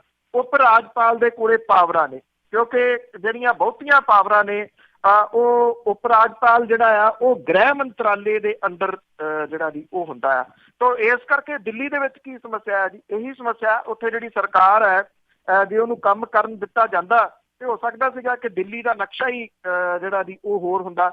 ਉੱਥੇ ਉਪ ਰਾਜਪਾਲ ਜਿਹੜਾ ਜੀ ਉਹ ਕੰਮ ਨਹੀਂ ਕਰਨ ਦਿੰਦਾ, ਉਹ ਸਿੱਧੇ ਰੂਪ ਦੇ ਵਿੱਚ ਸੈਂਟਰ ਉੱਥੇ ਰਾਜ ਜਿਹੜਾ ਜੀ ਉਹ ਕਰਦਾ ਆ। ਤੋ ਇਸ ਕਰਕੇ ਇਹਦਾ ਚਰਚਾ ਅਸਲ ਦੇ ਵਿੱਚ ਜੇ ਹੋਣਾ ਸ਼ੁਰੂ ਹੋਇਆ ਜਾਂ ਇਹ ਗੱਲ ਸਾਹਮਣੇ ਆਈ ਤਾਂ ਉਹ ਦਿੱਲੀ ਤੋਂ ਆਈ, ਦਿੱਲੀ ਤੋਂ ਜਿਹੜੀ ਨਿਕਲਣੀ ਸ਼ੁਰੂ ਹੋਈ ਵੀ ਅੱਛਾ ਉਪ ਰਾਜਪਾਲ ਵੀ ਕੋਈ ਜਿਹੜਾ ਜੀ ਉਹ ਹੁੰਦਾ। ਜਿਵੇਂ ਜਿੰਨੀ ਦੇਰ ਤੱਕ TN ਸੇਸ਼ਨ ਹੋਰੀ ਭਾਰਤ ਦੇ ਚੋਣ ਕਮਿਸ਼ਨਰ ਨਹੀਂ ਸੀ ਨਾ ਬਣੇ, ਉਨੀ ਦੇਰ ਤੱਕ ਬਹੁਤਿਆਂ ਨੂੰ ਇਹ ਨਹੀਂ ਸੀ ਪਤਾ ਕਿ ਕੋਈ ਚੋਣ ਕਮਿਸ਼ਨ ਵੀ ਹੁੰਦਾ ਜਿਹੜਾ ਕਿ ਇਹ ਸਾਰੀਆਂ ਚੋਣਾਂ ਜਿਹੜੀਆਂ ਜੀ ਉਹ ਕਰਵਾਉਂਦਾ। ਇਹਦਾ ਕ੍ਰੈਡਿਟ TN ਸੇਸ਼ਨ ਹੋਰਾਂ ਨੂੰ ਜਾਂਦਾ। ਉਹਨਾਂ ਨੇ ਦੱਸਿਆ ਕਿ ਚੋਣ ਕਮਿਸ਼ਨ ਦੇ ਕੋਲੇ ਬੜੀ ਪਾਵਰ ਹੁੰਦੀ ਆ ਤੇ ਉਹ ਬਹੁਤ ਕੁਝ ਜਿਹੜਾ ਜੀ ਉਹ ਬਦਲ ਸਕਦਾ। ਮੁੜ ਕੇ TN ਸੇਸ਼ਨ ਜਿਹੜਾ ਜੀ ਉਹ ਨਹੀਂ ਆਇਆ। ਹਾਂ, ਦਿੱਲੀ ਦੇ ਉਪ ਰਾਜਪਾਲ ਨੇ ਜਿਹੜਾ ਜੀ ਇਹ ਦੱਸਿਆ ਕਿ ਦਿੱਲੀ ਵਰਗੇ ਰਾਜ ਦੇ ਪਿੜ ਪੱਲੇ ਕੱਖ ਨਹੀਂ ਹੁੰਦਾ, ਐਵੇਂ ਨਾ ਦਾ ਮੁੱਖ ਮੰਤਰੀ ਹੈ, ਨਾ ਦੀ ਸਰਕਾਰ ਹੈ, ਸਾਰੀ ਜਿਹੜੀ ਪਾਵਰ ਹੈ ਉਹ ਤਾਂ ਉਪ ਰਾਜਪਾਲ ਦੇ ਕੋਲੇ ਹੁੰਦੀ ਆ। ਇਹੀ ਕੁਝ ਹੁਣ ਜੰਮੂ ਕਸ਼ਮੀਰ ਦੇ ਵਿੱਚ ਜਿਹੜਾ ਜੀ ਉਹ ਹੋਣਾ, ਜੋ ਜਿਹੜੇ ਦੀ ਹਾਲਾਤ ਦਿਸਦੇ ਪਏ ਆ। ਜੀ, ਇੱਕ ਸਵਾਲ ਉਹਨੇ ਪੁੱਛਿਆ ਸੀ ਪੰਜਾਬ ਦਾ ਵੀ ਇਹ ਹਾਲ ਨਾ ਹੋਵੇ। ਪੰਜਾਬ ਜਿਹੜਾ ਹੈਗਾ ਆ ਉਹ RSS ਦੇ ਮੈਪ ਦੇ ਉੱਤੇ ਉਹਨੇ ਡਨ ਆਲਰੇਡੀ ਲਿਖ ਦਿੱਤਾ ਆ ਵੀ ਇਹ ਡਨ ਆ ਪੰਜਾਬ। ਸੋ ਉੱਥੇ ਤੁਹਾਨੂੰ ਨਹੀਂ ਪਤਾ ਲੱਗਾ ਪਰ ਉਹ ਪੂਰਾ ਕਾਬਜ ਹੈਗਾ। ਅੱਗੇ ਜਸਵੰਤ ਸਿੰਘ ਜੀ ਬਿਆਨਾ ਤੋਂ ਸਤਿ ਸ਼੍ਰੀ ਅਕਾਲ। ਹਾਂਜੀ ਭੈਣ ਜੀ ਸਤਿ ਸ੍ਰੀ ਅਕਾਲ ਜੀ। ਭਾਜੀ ਪੰਨੂ ਨੂੰ ਸਤਿ ਸ੍ਰੀ ਅਕਾਲ ਜੀ। ਭਾਜੀ ਪੰਨੂ ਜੀ, ਮੈਂ ਕੱਲ ਖਬਰ ਦੇਖ ਰਿਹਾ ਸੀ ਨਾ, ਜਿਸ ਤਰ੍ਹਾਂ ਤੁਹਾਡੀ ਗੱਲ ਸਹਿਮਤ ਹੈ ਵੀ ਚਾਹੇ ਉਹ ਮੁਲਕ ਛੋਟਾ। ਜਸਵੰਤ ਸਿੰਘ ਜੀ ਤੁਹਾਡੀ ਆਵਾਜ਼ ਨਹੀਂ ਆਉਂਦੀ। ਹਾਂਜੀ ਭੈਣ ਜੀ, ਆ ਰਹੇ ਹੁਣ ਆਉਂਦੀ। ਹਾਂਜੀ ਹਾਂਜੀ, ਦੁਬਾਰਾ ਕਾਲ ਕਰ ਸਕਦੇ ਹਾਂ 4082725200। ਤੁਹਾਡੀ ਆਵਾਜ਼ ਬਿਲਕੁਲ ਨਹੀਂ ਆ ਰਹੀ। ਸਤਨਾਮ ਸਿੰਘ ਜੀ। ਹਾਂਜੀ, ਪੰਜਾਬੀ ਜੈਸੇ ਸਾਰ ਪਰਿਵਾਰ ਨੂੰ ਪਿਆਰ ਭਰੀ ਸਤਿ ਸ੍ਰੀ ਅਕਾਲ ਜੀ। ਸਤਿ ਸ੍ਰੀ ਅਕਾਲ ਜੀ। ਹਾਂਜੀ ਪੰਨੂ ਸਾਹਿਬ, ਮੇਰੇ ਦੋ ਸਵਾਲ ਹੈ। ਇੱਕ ਤਾਂ ਇਹ ਕੀ ਕਾਰਨ ਆ ਕਿ ਦੁਨੀਆ 'ਚ ਕਿਤੇ ਵੀ ਕੋਈ ਗੜਬੜ ਹੁੰਦੀ ਤੇ ਪੰਜਾਬ ਦੇ ਪਹਿਲਾਂ ਉੱਥੇ ਅੱਗ ਸੁਲਝਾ ਦਿੰਦੇ ਪਹਿਲੇ ਜਿਹੜੇ ਸਾਡੇ ਪੋਲੀਟੀਕਲ ਹਾਰੇ ਸਾਰੇ। ਤੇ ਦੂਸਰਾ ਜੋ ਆਪਣੇ ਸ਼੍ਰੀ ਵਿਲਾਸ ਮੰਦਿਰ ਦਿੱਲੀ ਦੇ ਵਿੱਚ ਦਿੱਲੀ ਵਿੱਚ ਕਈਆਂ ਲੋਕਾਂ ਨੂੰ ਪਤਾ ਨਹੀਂ ਹੈ ਵੀ ਕੀ ਹੋਇਆ ਉੱਥੇ। ਤੇ ਪੰਜਾਬ ਦੇ ਵਿੱਚ ਪਹਿਲਾਂ ਹੀ ਮੰਨ ਲਓ ਇੱਥੋਂ ਸਾਰਾ ਕੀ ਕੁਛ ਹੋ ਗਿਆ ਉੱਥੇ ਕਿ ਇਹ ਵੀ ਇੱਥੇ ਇਹਨਾਂ ਦੇ BJP ਦਾ ਸਾਜ਼ਿਸ਼ ਨਹੀਂ ਵੀ ਇੱਕ ਤਾਂ ਕੇਜਰੀਵਾਲ ਨੂੰ ਤਾਂ ਬਦਨਾਮ ਕਰਦੇ, ਦੂਜਾ ਪੰਜਾਬ ਨੂੰ ਮਤਲਬ ਦਲਿਤ ਭਾਈਚਾਰੇ ਨੂੰ ਇਕੱਠਾ ਕਰਕੇ ਉਹਨਾਂ ਤੇ ਅਤਿਆਚਾਰ ਕਰਨ ਦਾ ਇਹਨਾਂ ਨੂੰ ਮੌਕਾ ਮਿਲ ਜਾਣ ਵੀ ਜੋ ਜਿੱਦਾਂ ਵੀ ਕਰਨਗੇ ਫਿਰ ਲਾਠੀ ਭਰਾਉਣਗੇ, ਜੋ ਵੀ ਮਰਜ਼ੀ ਕਰੇ। ਇਹੀ ਤਾਂ ਨਹੀਂ ਸਾਜ਼ਿਸ਼ ਕਿਤੇ ਜੀ? ਭੈਣ ਜੀ ਕੱਟਿਓ ਨਾ। ਥੈਂਕ ਯੂ ਜੀ। ਦੇਖੋ ਸਾਜ਼ਿਸ਼ ਹੁਣ ਕੀ ਆ, ਇਹ ਤਾਂ ਇਸ ਭਾਈਚਾਰੇ ਨੂੰ ਵੀ ਸੋਚਣ ਦੀ ਲੋੜ ਹੈ ਨਾ। ਭਗਤ ਰਵਿਦਾਸ ਹੋਰੀ ਕਿਤੇ ਇੱਕ ਭਾਈਚਾਰੇ ਦੇ ਥੋੜੀ ਆ ਜੀ, ਉਹ ਤਾਂ ਸਮੂਹ ਭਾਈਚਾਰਿਆਂ ਦੇ ਨੇ ਜੀ। ਉਹ ਤਾਂ ਹਰ ਉਸ ਮਜ਼ਦੂਰ ਦੇ ਨੇ ਜਿਹੜਾ ਮਿਹਨਤ ਕਰਦਾ, ਹਰ ਉਸ ਇਮਾਨਦਾਰ ਵਿਅਕਤੀ ਦੇ ਨੇ ਜਿਹੜਾ ਦਸਾਂ ਨੌਹਾਂ ਦੀ ਕਿਰਤ ਕਰਦਾ। ਭਗਤ ਰਵਿਦਾਸ ਜੀ ਦੀ ਬਾਣੀ ਜਿਹੜੀ ਆ ਉਹ ਸ੍ਰੀ ਗੁਰੂ ਗ੍ਰੰਥ ਸਾਹਿਬ ਦੇ ਵਿੱਚ ਦਰਜ ਹੈ। ਸ੍ਰੀ ਗੁਰੂ ਗ੍ਰੰਥ ਸਾਹਿਬ ਨੂੰ ਮੰਨਣ ਵਾਲਾ ਕੋਈ ਵੀ ਵਿਅਕਤੀ ਜਿਹੜਾ ਉਹਦੇ ਮੂਹਰੇ ਜਦੋਂ ਸਿਰ ਝੁਕਾਉਂਦਾ ਤੇ ਉਹ ਭਗਤ ਰਵਿਦਾਸ ਜੀ ਦੇ ਮੂਹਰੇ ਵੀ ਸਿਰ ਝੁਕਾਉਂਦਾ ਜੀ। ਉਹ ਕਿਸੇ ਇੱਕ ਭਾਈਚਾਰੇ ਦੇ ਕਿਵੇਂ ਹੋ ਗਏ? ਇਹ ਤਾਂ ਸਮੂਹ ਜਿਹੜਾ ਜੀ ਉਹ ਭਾਈਚਾਰਾ ਜਿੰਨਾ ਗੁਰੂ ਨਾਨਕ ਨਾਮ ਲੇਵਾ ਆ ਉਹਨਾਂ ਦੀ ਗੱਲ ਜਿਹੜੀ ਜੀ ਉਹ ਹੋ ਸਕਦੀ। ਇੱਕ ਦੂਸਰੀ ਗੱਲ ਇਹ, ਭਗਤ ਰਵਿਦਾਸ ਜੀ ਇੱਕ ਬਿਲਡਿੰਗ ਤੱਕ ਸੀਮਤ ਨੇ, ਉਹ ਕਿਸੇ ਇੱਕ ਮਹਿਜ਼ ਜਿਹੜਾ ਜੀ ਉਹ ਮੰਦਿਰ ਤੱਕ ਸੀਮਤ ਨੇ, ਉਹ ਕਿਸੇ ਇੱਕ ਗੁਰਦੁਆਰੇ ਤੱਕ ਜਿਹੜਾ ਜੀ ਉਹ ਸੀਮਤ ਨੇ। ਗੱਲ ਤਾਂ ਉਹਨਾਂ ਦੇ ਜਿਹੜਾ ਜੋ ਉਹਨਾਂ ਨੇ ਦਿੱਤਾ ਮਨੁੱਖਤਾ ਨੂੰ, ਜਿਹੜਾ ਉਹਨਾਂ ਦੀ ਗੁਰਬਾਣੀ ਦੇ ਰੂਪ ਦੇ ਵਿੱਚ ਹੈ, ਉਹ ਤਾਂ ਕਿਤੇ ਨਹੀਂ ਗਿਆ ਨਾ ਜੀ। ਉਹਦੇ ਪ੍ਰਚਾਰ ਪ੍ਰਸਾਰ ਦੀ ਗੱਲ ਹੋਣੀ ਚਾਹੀਦੀ ਆ। ਇਹ ਇੱਕ ਬਿਲਡਿੰਗ ਨੂੰ ਲੈ ਕੇ ਜਿਹੜਾ ਜੀ ਉਹ ਤੁਰ ਪਏ। ਅੱਜ ਥਾਂ ਥਾਂ ਦੇ ਉੱਤੇ ਅੱਗਾਂ ਬਾਲ ਕੇ ਜਿਹੜਾ ਜੀ ਉਹ ਖੜੇ ਆ, ਮੋਟਰਸਾਈਕਲ ਲੈ ਕੇ, ਝੰਡੇ ਲੈ ਕੇ ਜਿਹੜਾ ਜੀ ਉਹ ਲੋਕਾਂ ਨੂੰ ਡਰਾਇਆ ਜਾ ਰਿਹਾ। ਥਾਂ ਥਾਂ ਦੇ ਉੱਤੇ ਟ੍ਰੈਫਿਕ ਜਿਹੜਾ ਜੀ ਉਹ ਜਾਮ ਕੀਤਾ ਜਾ ਰਿਹਾ। ਇਹਦੇ ਪਿੱਛੇ ਨਰੋਲ ਸਿਆਸਤ ਜਿਹੜੀ ਆ ਨਾ ਜੀ ਉਹ ਦੀਂਦੀ ਆ। ਐਡੀ ਵੱਡੀ ਗਿਣਤੀ ਵੋਟਾਂ ਦੀ ਪੰਜਾਬ ਦੇ ਵਿੱਚ ਦਲਿਤ ਭਾਈਚਾਰੇ ਦੀ ਹੋਣ ਦੇ ਬਾਵਜੂਦ ਬਹੁਜਨ ਸਮਾਜ ਪਾਰਟੀ ਜਿਹੜੀ ਪੰਜਾਬ ਦੇ ਵਿੱਚੋਂ ਉੱਠੀ ਸੀ, ਬਾਬੂ ਕਾਸ਼ੀ ਰਾਮ ਹੋਰਾਂ ਨੇ ਇਹ ਪਾਰਟੀ ਲਿਆਂਦੀ ਸੀ। ਕਿਸੇ ਟਾਈਮ ਇਸ ਪਾਰਟੀ ਦੀ ਚੜ੍ਹਤ ਸੀ। ਅੱਜ ਹਾਲਾਤ ਇਹ ਨੇ ਕਿ ਇਹਦੇ ਪੱਲੇ ਇੱਕ ਸੀਟ ਵੀ ਨਹੀਂ ਤੇ ਕੋਈ ਜਿੱਤਣ ਦੇ ਜਿਹੜਾ ਜੀ ਉਹ ਪੋਜੀਸ਼ਨ ਦੇ ਵਿੱਚ ਵੀ ਹੈ ਨਹੀਂ। ਇਸ ਭਾਈਚਾਰੇ ਨੂੰ ਸਮੇਂ-ਸਮੇਂ ਦੇ ਉੱਤੇ ਜਿਹੜੀਆਂ ਸਿਆਸੀ ਪਾਰਟੀਆਂ ਉਹ ਵਰਤਦੀਆਂ ਰਹੀਆਂ ਨੇ। ਅੱਜ ਫੇਰ ਇਹ ਵਰਤ ਹੋ ਰਿਹਾ। ਕੁਝ ਸਿਆਸੀ ਪਾਰਟੀਆਂ ਇਹਨਾਂ ਨੂੰ ਇਕੱਠਿਆਂ ਜਿਹੜਾ ਜੀ ਉਹ ਕਰਕੇ ਸਾਰਾ ਕੁਝ ਜਿਹੜਾ ਜੀ ਉਹ ਕਰ ਰਹੀਆਂ ਨੇ। ਦਲਿਤ ਭਾਈਚਾਰੇ ਦੇ ਉੱਤੇ ਡਾਂਗ ਜਿਹੜੀ ਆ ਉਹ ਅਕਾਲੀ ਬੀਜੇਪੀ ਰਾਜ ਦੇ ਸਮੇਂ ਕਿਵੇਂ ਵੱਧਦੀ ਰਹੀ ਆ, ਕਿਸੇ ਨੂੰ ਕੋਈ ਲੁਕੀ ਛਿਪੀ ਹੈਗੀ ਗੱਲ ਜੀ? ਜਿਹੜੇ ਸਾਬਕਾ ਡਿਪਟੀ ਮੁੱਖ ਮੰਤਰੀ ਅਕਾਲੀ ਦਲ ਦੇ ਮੌਜੂਦਾ ਪ੍ਰਧਾਨ ਸੁਖਬੀਰ ਸਿੰਘ ਬਾਦਲ ਹੋਰੀ ਹੁਣ ਲੈਫਟੀਨੈਂਟ ਗਵਰਨਰ ਦੇ ਜਿਹੜਾ ਜੀ ਉਹ ਮਿਲੇ ਆ, ਬੈਠੇ ਆ ਇਸ ਵੇਲੇ ਜਾ ਕੇ ਕਿ ਇਹਦਾ ਹੱਲ ਕੱਢੋ। ਜੇ ਉਹ ਲੈਫਟੀਨੈਂਟ ਗਵਰਨਰ ਦੇ ਕੋਲੇ ਬੈਠੇ ਆ ਤੇ ਜਿਹੜਾ ਕੱਲ ਇਹ ਬਿਆਨ ਦੇਈ ਜਾਂਦੇ ਸੀਗੇ ਕਿ ਇਹਦੇ ਵਿੱਚ ਦਿੱਲੀ ਦੇ ਮੁੱਖ ਮੰਤਰੀ ਦਾ ਜਿਹੜਾ ਜੀ ਉਹ ਹੱਥ ਹੈ, ਉਹਨਾਂ ਨੂੰ ਪਹਿਲੀ ਤਾਂ ਗੱਲ ਇਹੀ ਪਤਾ ਕਿ ਤੋੜਿਆ ਕਿਹਨੇ ਆ, ਤੜਵਾਇਆ ਕਿਹਨੇ ਆ। ਜੇ ਲੈਫਟੀਨੈਂਟ ਗਵਰਨਰ ਦੇ ਅੰਡਰ ਆ ਤਾਂ ਫਿਰ ਦਿੱਲੀ ਦਾ ਮੁੱਖ ਮੰਤਰੀ ਕਿਵੇਂ ਜਿਹੜਾ ਜ਼ਿੰਮੇਵਾਰ ਹੋ ਗਿਆ? ਇਸ ਕਰਕੇ ਇਹਦੇ ਉੱਤੇ ਸਿਆਸਤ ਹੋ ਰਹੀ ਆ, ਨਰੋਲ ਸਿਆਸਤ ਜਿਹੜੀ ਹੋ ਰਹੀ ਆ। ਇਹ ਭਾਈਚਾਰੇ ਨੂੰ ਸਮਝਣ ਦੀ ਜਿਹੜਾ ਦੀ ਉਹ ਜ਼ਰੂਰਤ ਹੈ। ਕਿਤੇ ਨਹੀਂ ਹੋ ਸਕਦਾ ਕੁਝ ਵੀ ਭਗਤ ਰਵਿਦਾਸ ਹੋਰਾਂ ਦੇ ਵੱਲੋਂ ਉਚਾਰੀਆਂ ਜਿਹੜੀਆਂ ਉਹਨਾਂ ਦੀ ਗੁਰਬਾਣੀ ਆ ਉਹਨੂੰ ਉਹ ਜਿਉਂ ਦੀ ਤਿਉਂ ਕਾਇਮ ਹੈ। ਉਹਨੂੰ ਇੱਕ ਬਿਲਡਿੰਗ ਤੱਕ ਸੀਮਤ ਜਿਹੜਾ ਜੀ ਉਹ ਨਾ ਕਰੋ। ਬਿਲਡਿੰਗ ਤੱਕ ਸੀਮਤ ਕਰਕੇ ਕੁਝ ਲੋਕ ਇੱਕ ਵਾਰੀ ਫੇਰ ਇਸ ਭਾਈਚਾਰੇ ਦਾ ਸਿਆਸੀ ਲਾਹਾ ਲੈ ਜਾਣਗੇ ਜੀ। ਅੱਗੇ ਜੁੜੇ ਨੇ ਪੌਲ ਜੀ, ਸਤਿ ਸ਼੍ਰੀ ਅਕਾਲ। ਹੈਲੋ, ਸਤਿ ਸ਼੍ਰੀ ਅਕਾਲ ਜੀ। ਸਤਿ ਸ਼੍ਰੀ ਅਕਾਲ। ਹਾਂਜੀ ਭਾਈ, ਮੈਂ ਗੱਲ ਕਰਨੀ ਚਾਹੁੰਦਾ ਜਿਹੜੇ ਆਪਣੇ ਕਹਿੰਦੇ ਵੀ ਜਿਹੜਾ ਕਸ਼ਮੀਰੀ ਬੱਚੀਆਂ ਉਹ ਕਿਸੇ ਦੀ ਇੱਜ਼ਤ ਹੈ, ਕਿਸੇ ਦਾ ਉਹਦੇ ਬੜਾ ਵੀ ਉਹ ਬਿਆਨਬਾਜ਼ੀ ਕਰ ਰਹੇ ਆ। ਉਹੀ ਲੋਕ ਜਦੋਂ ਕਿ ਹਿੰਦੂ ਕਹਿੰਦੇ ਵੀ ਸਾਡੀਆਂ ਕੁੜੀਆਂ ਨੂੰ ਖਤਰਾ, ਉਹ ਕਹਿੰਦੇ ਜੀ ਇਹਦਾ ਬਾਰ ਬੈਰਕ ਆ ਜਾਂ ਕੋਈ ਇਹ ਕੁੜੀਆਂ ਦਾ ਹੋਸਟਲ ਹੀ 24 ਘੰਟੇ ਓਪਨ ਹੋਣਾ ਚਾਹੀਦਾ। 12 ਕਲੱਬਾਂ ਦੇ ਉਹ ਜਾਣ ਤੇ ਉਹ ਉਹਨਾਂ ਦੀ ਹੈਗੀ ਆਪਣੀ ਉਹ ਪ੍ਰੋਗਰੈਸ ਹੈ। ਇਹ ਹਿੰਦੂ ਰਿਲੀਜਨ ਤੋਂ ਖਤਰਾ ਹੈ ਮੁਸਲਮਾਨ ਜਿਹੜੀਆਂ ਬੱਚੀਆਂ ਨੂੰ, ਜਾਂ ਜਿਹੜਾ ਉੱਥੇ 12 ਕਲੱਬਾਂ ਦਾ ਕਲਚਰ ਉੱਥੇ ਜਾਊਗਾ ਉੱਥੇ ਉਹਨਾਂ ਤੋਂ ਖਤਰਾ ਹੈ? ਮੈਂ ਇਹ ਪੁੱਛਣਾ ਚਾਹੁੰਦਾ। Thank you. ਜੇ 12 ਕਲੱਬਾਂ ਤੋਂ ਜਾਂ ਜਿਹੜਾ ਜੀ ਆਜ਼ਾਦੀ ਤੋਂ ਖਤਰਾ ਹੋਵੇ ਤੇ ਫਿਰ ਇਹ ਕਿਉਂ ਆ ਕਿ ਕੈਨੇਡਾ, ਅਮਰੀਕਾ, ਆਸਟ੍ਰੇਲੀਆ, ਨਿਊਜ਼ੀਲੈਂਡ ਦੇ ਵਿੱਚ ਕੋਈ ਲੜਕੀ ਜਿਹੜੀ ਆ ਜੀ ਉਹ ਕੰਮ ਛੱਡ ਕੇ ਰਾਤ ਨੂੰ ਤੁਰੀ ਜਾਂਦੀ ਹੋਵੇ ਤੇ ਉਹਨੂੰ ਕੋਈ ਖਤਰਾ ਨਹੀਂਗਾ? 12 ਕਲੱਬਾਂ ਤਾਂ ਉੱਥੇ ਜ਼ਿਆਦੀਆਂ ਨੇ ਜੀ। ਖਤਰਾ ਗੰਦੀ ਸੋਚ ਤੋਂ ਆ, ਖਤਰਾ ਉਹਨਾਂ ਕੁਝ ਲੋਕਾਂ ਤੋਂ ਆ ਜਿਨ੍ਹਾਂ ਦੇ ਅੰਦਰ ਜਿਹੜੇ ਜੀ ਉਹ ਜਾਨਵਰ ਬੈਠੇ ਹੋਏ ਆ, ਜਿਹੜੇ ਇਹ ਕਹਿੰਦੇ ਆ ਕਿ ਸਭ ਤੋਂ ਵੱਧ ਅਸੀਂ ਖਰਚਾ ਕੀਤਾ ਬੇਟੀ ਬਚਾਓ ਬੇਟੀ ਪੜ੍ਹਾਓ ਤੋਂ, ਤੇ ਉਹ ਇਹ ਕਹਿੰਦੇ ਆ ਕਿ ਜੇ ਨਹੀਂ ਨੂੰਹਾਂ ਲੱਭੀਆਂ ਤੇ ਕਸ਼ਮੀਰ ਤੋਂ ਲੈ ਆਵਾਂਗੇ, ਜਾਂ ਉਹ ਸਾਈਨ ਬੋਰਡ ਜਿਹੜਾ ਜੀ ਉਹ ਲਾ ਕੇ ਬੈਠੇ ਆ, ਜਾਂ ਇਹ ਕਹਿੰਦੇ ਆ ਕਿ ਹੁਣ ਖੁੱਲ ਗਿਆ ਵੀ ਕਸ਼ਮੀਰ, ਚਲੋ ਉੱਥੋਂ ਗੋਰੀਆਂ ਕੁੜੀਆਂ ਜਿਹੜੀਆਂ ਜੀ ਉਹ ਲੈ ਕੇ ਆਵਾਂਗੇ। ਉਹਨਾਂ ਲੋਕਾਂ ਤੋਂ ਜਿਹੜਾ ਜੀ ਉਹ ਖਤਰਾ ਆ।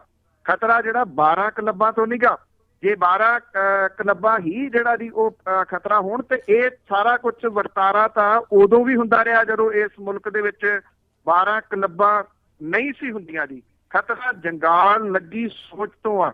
ਇਸ ਕਰਕੇ ਇਹਨੂੰ ਜਿਹੜਾ ਦੀ ਉਹ ਸਮਝਣ ਦੀ ਮੇਰਾ ਖਿਆਲ ਪੌਲ ਹੋਰੀ ਕੈਨੇਡਾ ਦੇ ਵਿੱਚ ਰਹਿੰਦੇ ਆ, ਉੱਥੇ ਕੋਈ ਬਾਰ ਕਲੱਬ ਹੈ ਨਹੀਂ ਗੀ, ਉੱਥੇ ਮਹਿਜ਼ ਮੰਦਿਰ ਆ ਤੇ ਗੁਰਦੁਆਰੇ ਆ, ਉਹ ਕੁਛ ਨਹੀਂ ਕੁਛ ਉੱਥੇ ਨਹੀਂ ਹੈਗਾ। ਪਰ ਉੱਥੇ ਸੋਚ ਜਿਹੜੀ ਉਹ ਲੱਗੀ ਹੋਈ ਨਹੀਂ ਹੈਗੀ। ਖਤਰਾ ਉਹਨਾਂ ਕੱਟੜਵਾਦੀਆਂ ਤੋਂ ਆ ਜੀ, ਜਿਹੜੇ ਇਹ ਕਹਿੰਦੇ ਆ ਕਿ ਸਾਡੀ ਧੀ ਆ, ਕਿਸੇ ਹੋਰ ਦੀ ਧੀ ਜਿਹੜੀ ਉਹ ਧੀ ਨਹੀਂ ਗੀ। ਜਦੋਂ ਅਜਿਹੀ ਸੋਚਣ ਵਾਲੇ ਲੋਕ ਹੋਣਗੇ ਔਰ ਖਾਸ ਤੌਰ ਦੇ ਉੱਤੇ ਆਗੂ ਜਿਹੜੇ ਸਿਆਸੀ ਆਗੂ ਨੇ ਉਹ ਇਸ ਕਿਸਮ ਦੀ ਗੰਦੀ ਸੋਚ ਰੱਖਣਗੇ ਜੀ, ਖਤਰਾ ਉੱਥੋਂ ਆ। ਹੋਰ ਕਦੀ ਕਿਸੇ ਇਸ ਤਰ੍ਹਾਂ ਦੀ ਚੀਜ਼ ਤੋਂ ਜਿਹੜਾ ਦੀ ਉਹ ਖਤਰਾ ਨਹੀਂ ਜਿਹੜਾ ਦੀ ਉਹ ਹੁੰਦਾ। 12 ਕਲੱਬਾਂ ਤਾਂ ਪਾਕਿਸਤਾਨ ਜਾਂ ਜਿਹੜੇ ਕੁਛ ਜਿਹੜੇ ਮੁਸਲਿਮ ਕੰਟਰੀਜ਼ ਨੇ ਉਹਨਾਂ ਦੇ ਵਿੱਚ ਹੈ ਨਹੀਂ ਗੀਆਂ ਬਿਲਕੁਲ ਵੀ, ਜਿਹੜੀਆਂ ਉੱਥੇ ਕਿਤੇ ਇਹੋ ਜਿਹੇ ਖਤਰੇ ਹੈ ਨਹੀਂ ਗੇ। ਹਰੇਕ ਜਗ੍ਹਾ ਦੇ ਉੱਤੇ ਜਿਹੜਾ ਦੀ ਉਹ ਖਤਰਾ, ਹਰੇਕ ਜਗ੍ਹਾ ਦੇ ਉੱਤੇ ਮਾੜੀ ਸੋਚ ਵਾਲੇ ਲੋਕ ਜਿਹੜੇ ਆ ਉਹ ਬੈਠੇ ਹੁੰਦੇ ਆ। ਗੱਲ ਅੱਜ ਉਹ ਸੋਚ ਬਦਲਣ ਦੀ ਹੈ ਜੀ। ਇਹ ਨਾ ਬਦਲਣ ਦੇ ਵਾਸਤੇ ਜਿਹੜਾ ਦੀ ਉਹ ਤੁਰ ਪੋ ਕੇ ਇੱਥੇ 12 ਕਲੱਬਾਂ ਜਿਹੜੀਆਂ ਦੀ ਉਹ ਬੰਦ ਕਰ ਦਿਓ ਤੇ ਉਹ ਕਰ ਦਿਓ। ਮੈਂ ਕੋਈ 12 ਕਲੱਬਾਂ ਦੇ ਹੱਕ ਦੇ ਵਿੱਚ ਨਹੀਂ, ਨਾ ਮੈਂ ਉਹਨਾਂ ਦੇ ਵਿੱਚ ਜਿਹੜਾ ਦੀ ਉਹ ਜਾਣ ਵਾਲੇ ਲੋਕਾਂ ਦੇ ਵਿੱਚੋਂ ਆ, ਪਰ ਇਹ ਆਜ਼ਾਦੀ ਆ। ਜੇ ਕੋਈ ਜਾਣਾ ਚਾਹੁੰਦਾ ਤੇ ਉਹ ਚਲੇ ਜਾਵੇ। ਤੁਸੀਂ ਸੋਚਦੇ ਹੋ ਕਿ ਹੋਸਟਲ ਜਿਹੜੇ ਆ ਉਹਨਾਂ ਨੂੰ ਬੰਦ ਕਰਕੇ ਸਿਰਫ 8 ਤੋਂ 5 ਖੋਲ ਕੇ ਤੁਸੀਂ ਸਮਾਜ ਦੇ ਵਿੱਚ ਵਿਚਰਦੇ ਜਿਹੜੇ ਭੇੜੀਏ ਆ ਉਹਨਾਂ ਨੂੰ ਚੰਗਾ ਮੈਸੇਜ ਦੇਣ ਦੇ ਵਿੱਚ ਸਫਲ ਹੋ ਜਾਓਗੇ। ਇਹ ਐਵੇਂ ਮਹਿਜ਼ ਤੁਹਾਡਾ ਵਹਿਮ ਜਿਹੜਾ ਦੀ ਉਹ ਹੋ ਸਕਦਾ ਹੈ। ਬਲਕਿ ਕੁੜੀਆਂ ਨੂੰ ਅਜਿਹਾ ਜਿਹੜਾ ਦੀ ਉਹ ਬਣਾਇਆ ਜਾਵੇ ਵੀ ਜੇ ਉਹ ਰਾਤ ਨੂੰ ਵੀ ਕਿਸੇ ਪਾਸੇ ਜਿਹੜਾ ਨਿਕਲਣ ਤੇ ਉਹਨਾਂ ਦੇ ਉੱਤੇ ਸੈਲਫ ਕੌਨਫੀਡੈਂਸ ਜਿਹੜਾ ਦੀ ਉਹਨਾਂ ਨੂੰ ਹੋਵੇ ਵੀ ਅਸੀਂ ਕੀਤਾ ਸੀ, ਕੋਈ ਏਦਾਂ ਦੀ ਗੱਲ ਵੀ ਜਿਹੜਾ ਦੀ ਕਰਕੇ ਨੇੜਿਓਂ ਦੀ ਨਿਕਲ ਜਾਵੇ। ਪਰਮਿੰਦਰ ਢਿੱਲੋਂ ਜੀ, ਸਤਿ ਸ਼੍ਰੀ ਅਕਾਲ। ਹਾਂਜੀ, ਸਤਿ ਸ਼੍ਰੀ ਅਕਾਲ ਭੈਣ ਜੀ। ਸਤਿ ਸ਼੍ਰੀ ਅਕਾਲ। ਸਤਿ ਸ਼੍ਰੀ ਅਕਾਲ ਪੰਨੂ ਸਾਹਿਬ। ਹਾਂਜੀ ਪੰਨੂ ਸਾਹਿਬ ਜੀ, ਆਪਣੇ ਜਿਹੜਾ ਨਾ ਆਪਣੇ ਜਿੱਦਾਂ ਲਾਇਬ੍ਰੇਰੀ ਨੂੰ ਲਿਟਰੇਚਰ ਚੱਕਿਆ ਇਹਨਾਂ ਧਾਰਮਿਕ ਗ੍ਰੰਥ ਵਗੈਰਾ ਜਾਂ ਜੋ ਵੀ ਹੁਣ ਜਦੋਂ ਇਹ ਕਾਂਗਰਸ ਕਰੀ ਜਾਂਦੇ ਇਹਨਾਂ ਨੇ ਸਾਨੂੰ ਵਾਪਸ ਨਹੀਂ ਕੀਤੇ ਜੀ, ਵਾਪਸ ਨਹੀਂ ਕੀਤੇ ਜੀ। ਹੁਣ ਅਮਿਤ ਸ਼ਾਹ ਨੇ ਹੁਣ ਕਹਿ ਦਿੱਤਾ ਵੀ ਤੁਹਾਨੂੰ ਸਾਰਾ ਕੁਝ ਦੇਤਾ, ਵਾਪਸ ਕਰਤਾ। ਤੇ ਜਿੱਦਾਂ ਇਹਨਾਂ ਦੇ ਇਲਜ਼ਾਮ ਲੱਗੇ ਆ ਤੇ ਹੁਣ ਇਹ ਕਹਿੰਦੇ ਜੇ ਕੋਈ ਬਣਾਉਣੀ ਕਮੇਟੀ ਬਣਾਉਣੀ ਆ ਕਰਨਾ, ਤਾਂ ਹੁਣ ਇਹ ਸਾਰੇ ਚੁੱਪ ਕਰਕੇ ਬਹਿ ਗਏ, ਜਥੇਬੰਦੀਆਂ ਵੀ ਚੁੱਪ ਕਰਕੇ ਬਹਿ ਗਏ। ਕੋਈ ਨਹੀਂ ਬੋਲਦਾ ਵੀ ਕਿੱਧਰ ਗਿਆ, ਕੀ ਹੋਇਆ, ਕੀ ਕਦੀ ਇਹ ਫਾਈਂਡ ਆਊਟ ਹੋਊਗਾ ਵੀ ਇਹ ਕਿੱਥੇ ਗਿਆ ਸਮਾਨ ਸਾਰਾ ਤੇ ਕੀ ਗੱਲਬਾਤ ਆ। ਇਹ ਤਾਂ ਹੁਣ ਬੋਲਦੇ ਨਹੀਂ, ਨਾ ਆਪਣੇ ਜਥੇਦਾਰ ਸਾਹਿਬ ਵੀ ਨਹੀਂ ਕਹਿ ਸਕਦੇ, ਉਹ ਏਦਾਂ ਕੋਈ ਹੁਕਮਨਾਮਾ ਜਾਰੀ ਕਰ ਸਕਦੇ ਵੀ ਤੁਸੀਂ ਇਹ ਦੇਖੋ ਸਮਾਨ ਕਿੱਥੇ ਗਿਆ ਜਾਂ ਪੜਤਾਲ ਕਰੋ, ਜਾਂ ਜਿਹੜੇ ਬੰਦੇ ਆ ਕਨਵੈਕਟਡ ਹੈਗੇ ਆ ਤੇ ਉਹਨਾਂ ਨੂੰ ਆਪਣੇ ਕੋਈ ਨਾ ਕੋਈ ਏਦਾਂ ਦੀ ਕੋਈ ਸਜ਼ਾ ਦਿੱਤੀ ਜਾਵੇ ਜੋ ਤੁਸੀਂ ਤੁਹਾਨੂੰ ਵਾਪਸ ਕੀਤਾ, ਤੁਸੀਂ ਦੱਸਿਆ ਕਿਉਂ ਨਹੀਂ। ਇਹਦੇ ਬਾਰੇ ਪੰਨੂ ਸਾਹਿਬ ਥੋੜਾ ਦੱਸਿਓ ਭੈਣ ਜੀ, ਕੱਟਿਓ ਨਾ ਫੋਨ। Thank you. ਕੁਰਬਾਨੀ ਕਹਿੰਦੀ ਹੈ ਕਿ ਜਿਸ ਦਾ ਦਿੱਤਾ ਖਾਵਣਾ ਤਿਸ ਕਹੀ ਹੈ ਸਾਬਾਸ। ਜਥੇਦਾਰ ਤਾਂ ਉਹਨਾਂ ਦੇ ਲਾਏ ਹੋਏ ਆ, ਉਹਨਾਂ ਦੇ ਖਿਲਾਫ ਉਹ ਹੁਕਮਨਾਮਾ ਜਿਹੜਾ ਜੀ ਉਹ ਕਿਵੇਂ ਜਾਰੀ ਕਰ ਦੇਣਗੇ? Not possible. ਕੁਛ ਨਹੀਂ ਇਹਦਾ ਜਿਹੜਾ ਜੀ ਉਹ ਹੋ ਸਕਣਾ। ਇੱਥੇ 5-7 ਦਿਨ ਜਿਹੜਾ ਜੀ 5-7 ਮਹੀਨੇ 5-7 ਸਾਲ ਰੌਲਾ ਰੂਲਾ ਪੈ ਕੇ ਜਿਹੜਾ ਜੀ ਉਹ ਹਟ ਜਾਣਾ ਆ। ਗੁਰੂ ਗ੍ਰੰਥ ਸਾਹਿਬ ਦੀ ਬੇਅਦਬੀ ਦਾ ਮੁੱਦਾ ਫਿਰ ਚੜ ਕੇ ਜਿਹੜਾ ਜੀ ਉਹ ਬੋਲਦਾ ਰਿਹਾ। ਅੱਜ ਜਿਹੜਾ ਜੀ ਨਗਰ ਕੀਰਤਨ ਨਿਕਲ ਰਿਹਾ, ਚੰਗੀ ਗੱਲ ਹੈ, ਨਗਰ ਕੀਰਤਨ ਨਿਕਲ ਰਿਹਾ, ਉਹਦੀ ਅਗਵਾਈ ਕੌਣ ਕਰ ਰਿਹਾ, ਉਹਦੇ ਉੱਤੇ ਫੁੱਲ ਜਿਹੜਾ ਜੀ ਉਹ ਕੌਣ ਸੁੱਟ ਰਿਹਾ, ਕਿੰਨਾ ਪੈਸਾ ਉੱਥੇ ਜਿਹੜਾ ਜੀ ਉਹ ਉਗਰਾਇਆ ਜਾ ਰਿਹਾ, ਕੋਈ ਬੋਲ ਰਿਹਾ? ਨਹੀਂ ਬੋਲੂਗਾ। ਧਰਮ ਇੱਕ ਇਸ ਤਰ੍ਹਾਂ ਦੀ ਚੀਜ਼ ਹੈ ਜੀ, ਇਹਦੀ ਆੜ ਦੇ ਵਿੱਚ ਕੁਛ ਵੀ ਜਿਹੜਾ ਜੀ ਉਹ ਕਰੀ ਚੱਲੋ, ਕੋਈ ਨਹੀਂ ਬੋਲਦਾ। ਜਿਹੜਾ ਬੰਦਾ ਇਹਦੇ ਉੱਤੇ ਕਿੰਤੂ ਪਰੰਤੂ ਕਰੂਗਾ ਉਹਨੂੰ ਝੱਟ ਦੇਣੀ ਧਰਮ ਦੇ ਵਿਰੋਧ ਦੇ ਵਿੱਚ ਜਿਹੜਾ ਦੀ ਉਹ ਨਾਅਰਾ ਦੇ ਕੇ ਉਹਨੂੰ ਚੁੱਪ ਕਰਾਉਣ ਦੀ ਕੋਸ਼ਿਸ਼ ਜਿਹੜੀ ਆ ਉਹ ਕੀਤੀ ਜਾਊਗੀ।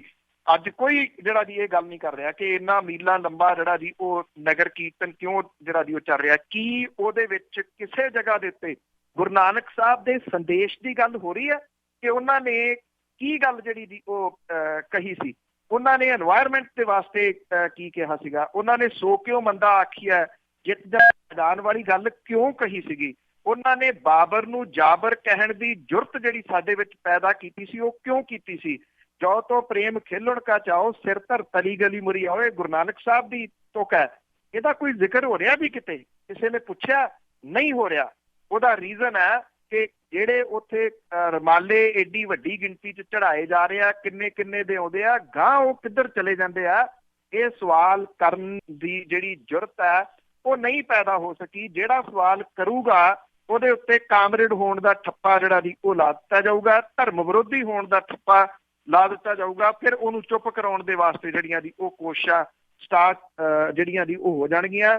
ਜਿਹੜੀ ਗੱਲ ਤਾਂ ਸਿਰਫ ਇੱਕ ਅੱਖਰ ਦੀ ਆ, ਜਿਹੜੀ ਮੈਂ ਜਦੋਂ USA ਉਦੋਂ ਵੀ ਗੱਲ ਕਹੀ ਕਿ ਗੁਰੂ ਨਾਨਕ ਨੂੰ ਮੰਨਣ ਵਾਲੇ ਤਾਂ ਅਥਾਹ ਹੋ ਗਏ, ਗੁਰੂ ਨਾਨਕ ਦੀ ਮੰਨਣ ਵਾਲੇ ਜਿਹੜੇ ਜੀ ਉਹ ਘਟ ਗਏ। ਜਦੋਂ ਗੁਰੂ ਨਾਨਕ ਦੀ ਮੰਨਣ ਵਾਲੇ ਆ ਜਾਣਗੇ ਫਿਰ ਬਾਬਰ ਨੂੰ ਜਾਬਰ ਕਹਿਣ ਦੀ ਜ਼ਰੂਰਤ ਜਿਹੜੀ ਆ ਜੀ ਆਮ ਭਾਈਚਾਰੇ ਦੇ ਸਿੱਖਾਂ ਦੇ ਵਿੱਚ ਜਿਹੜੀ ਉਹ ਪੈਦਾ ਹੋ ਜਾਊਗੀ। ਫਿਰ ਇਹਨਾਂ ਲੋਕਾਂ ਨੂੰ ਜਿਹੜਾ ਜੀ ਉਹ ਸਵਾਲ ਕੀਤੇ ਜਾ ਸਕਣਗੇ।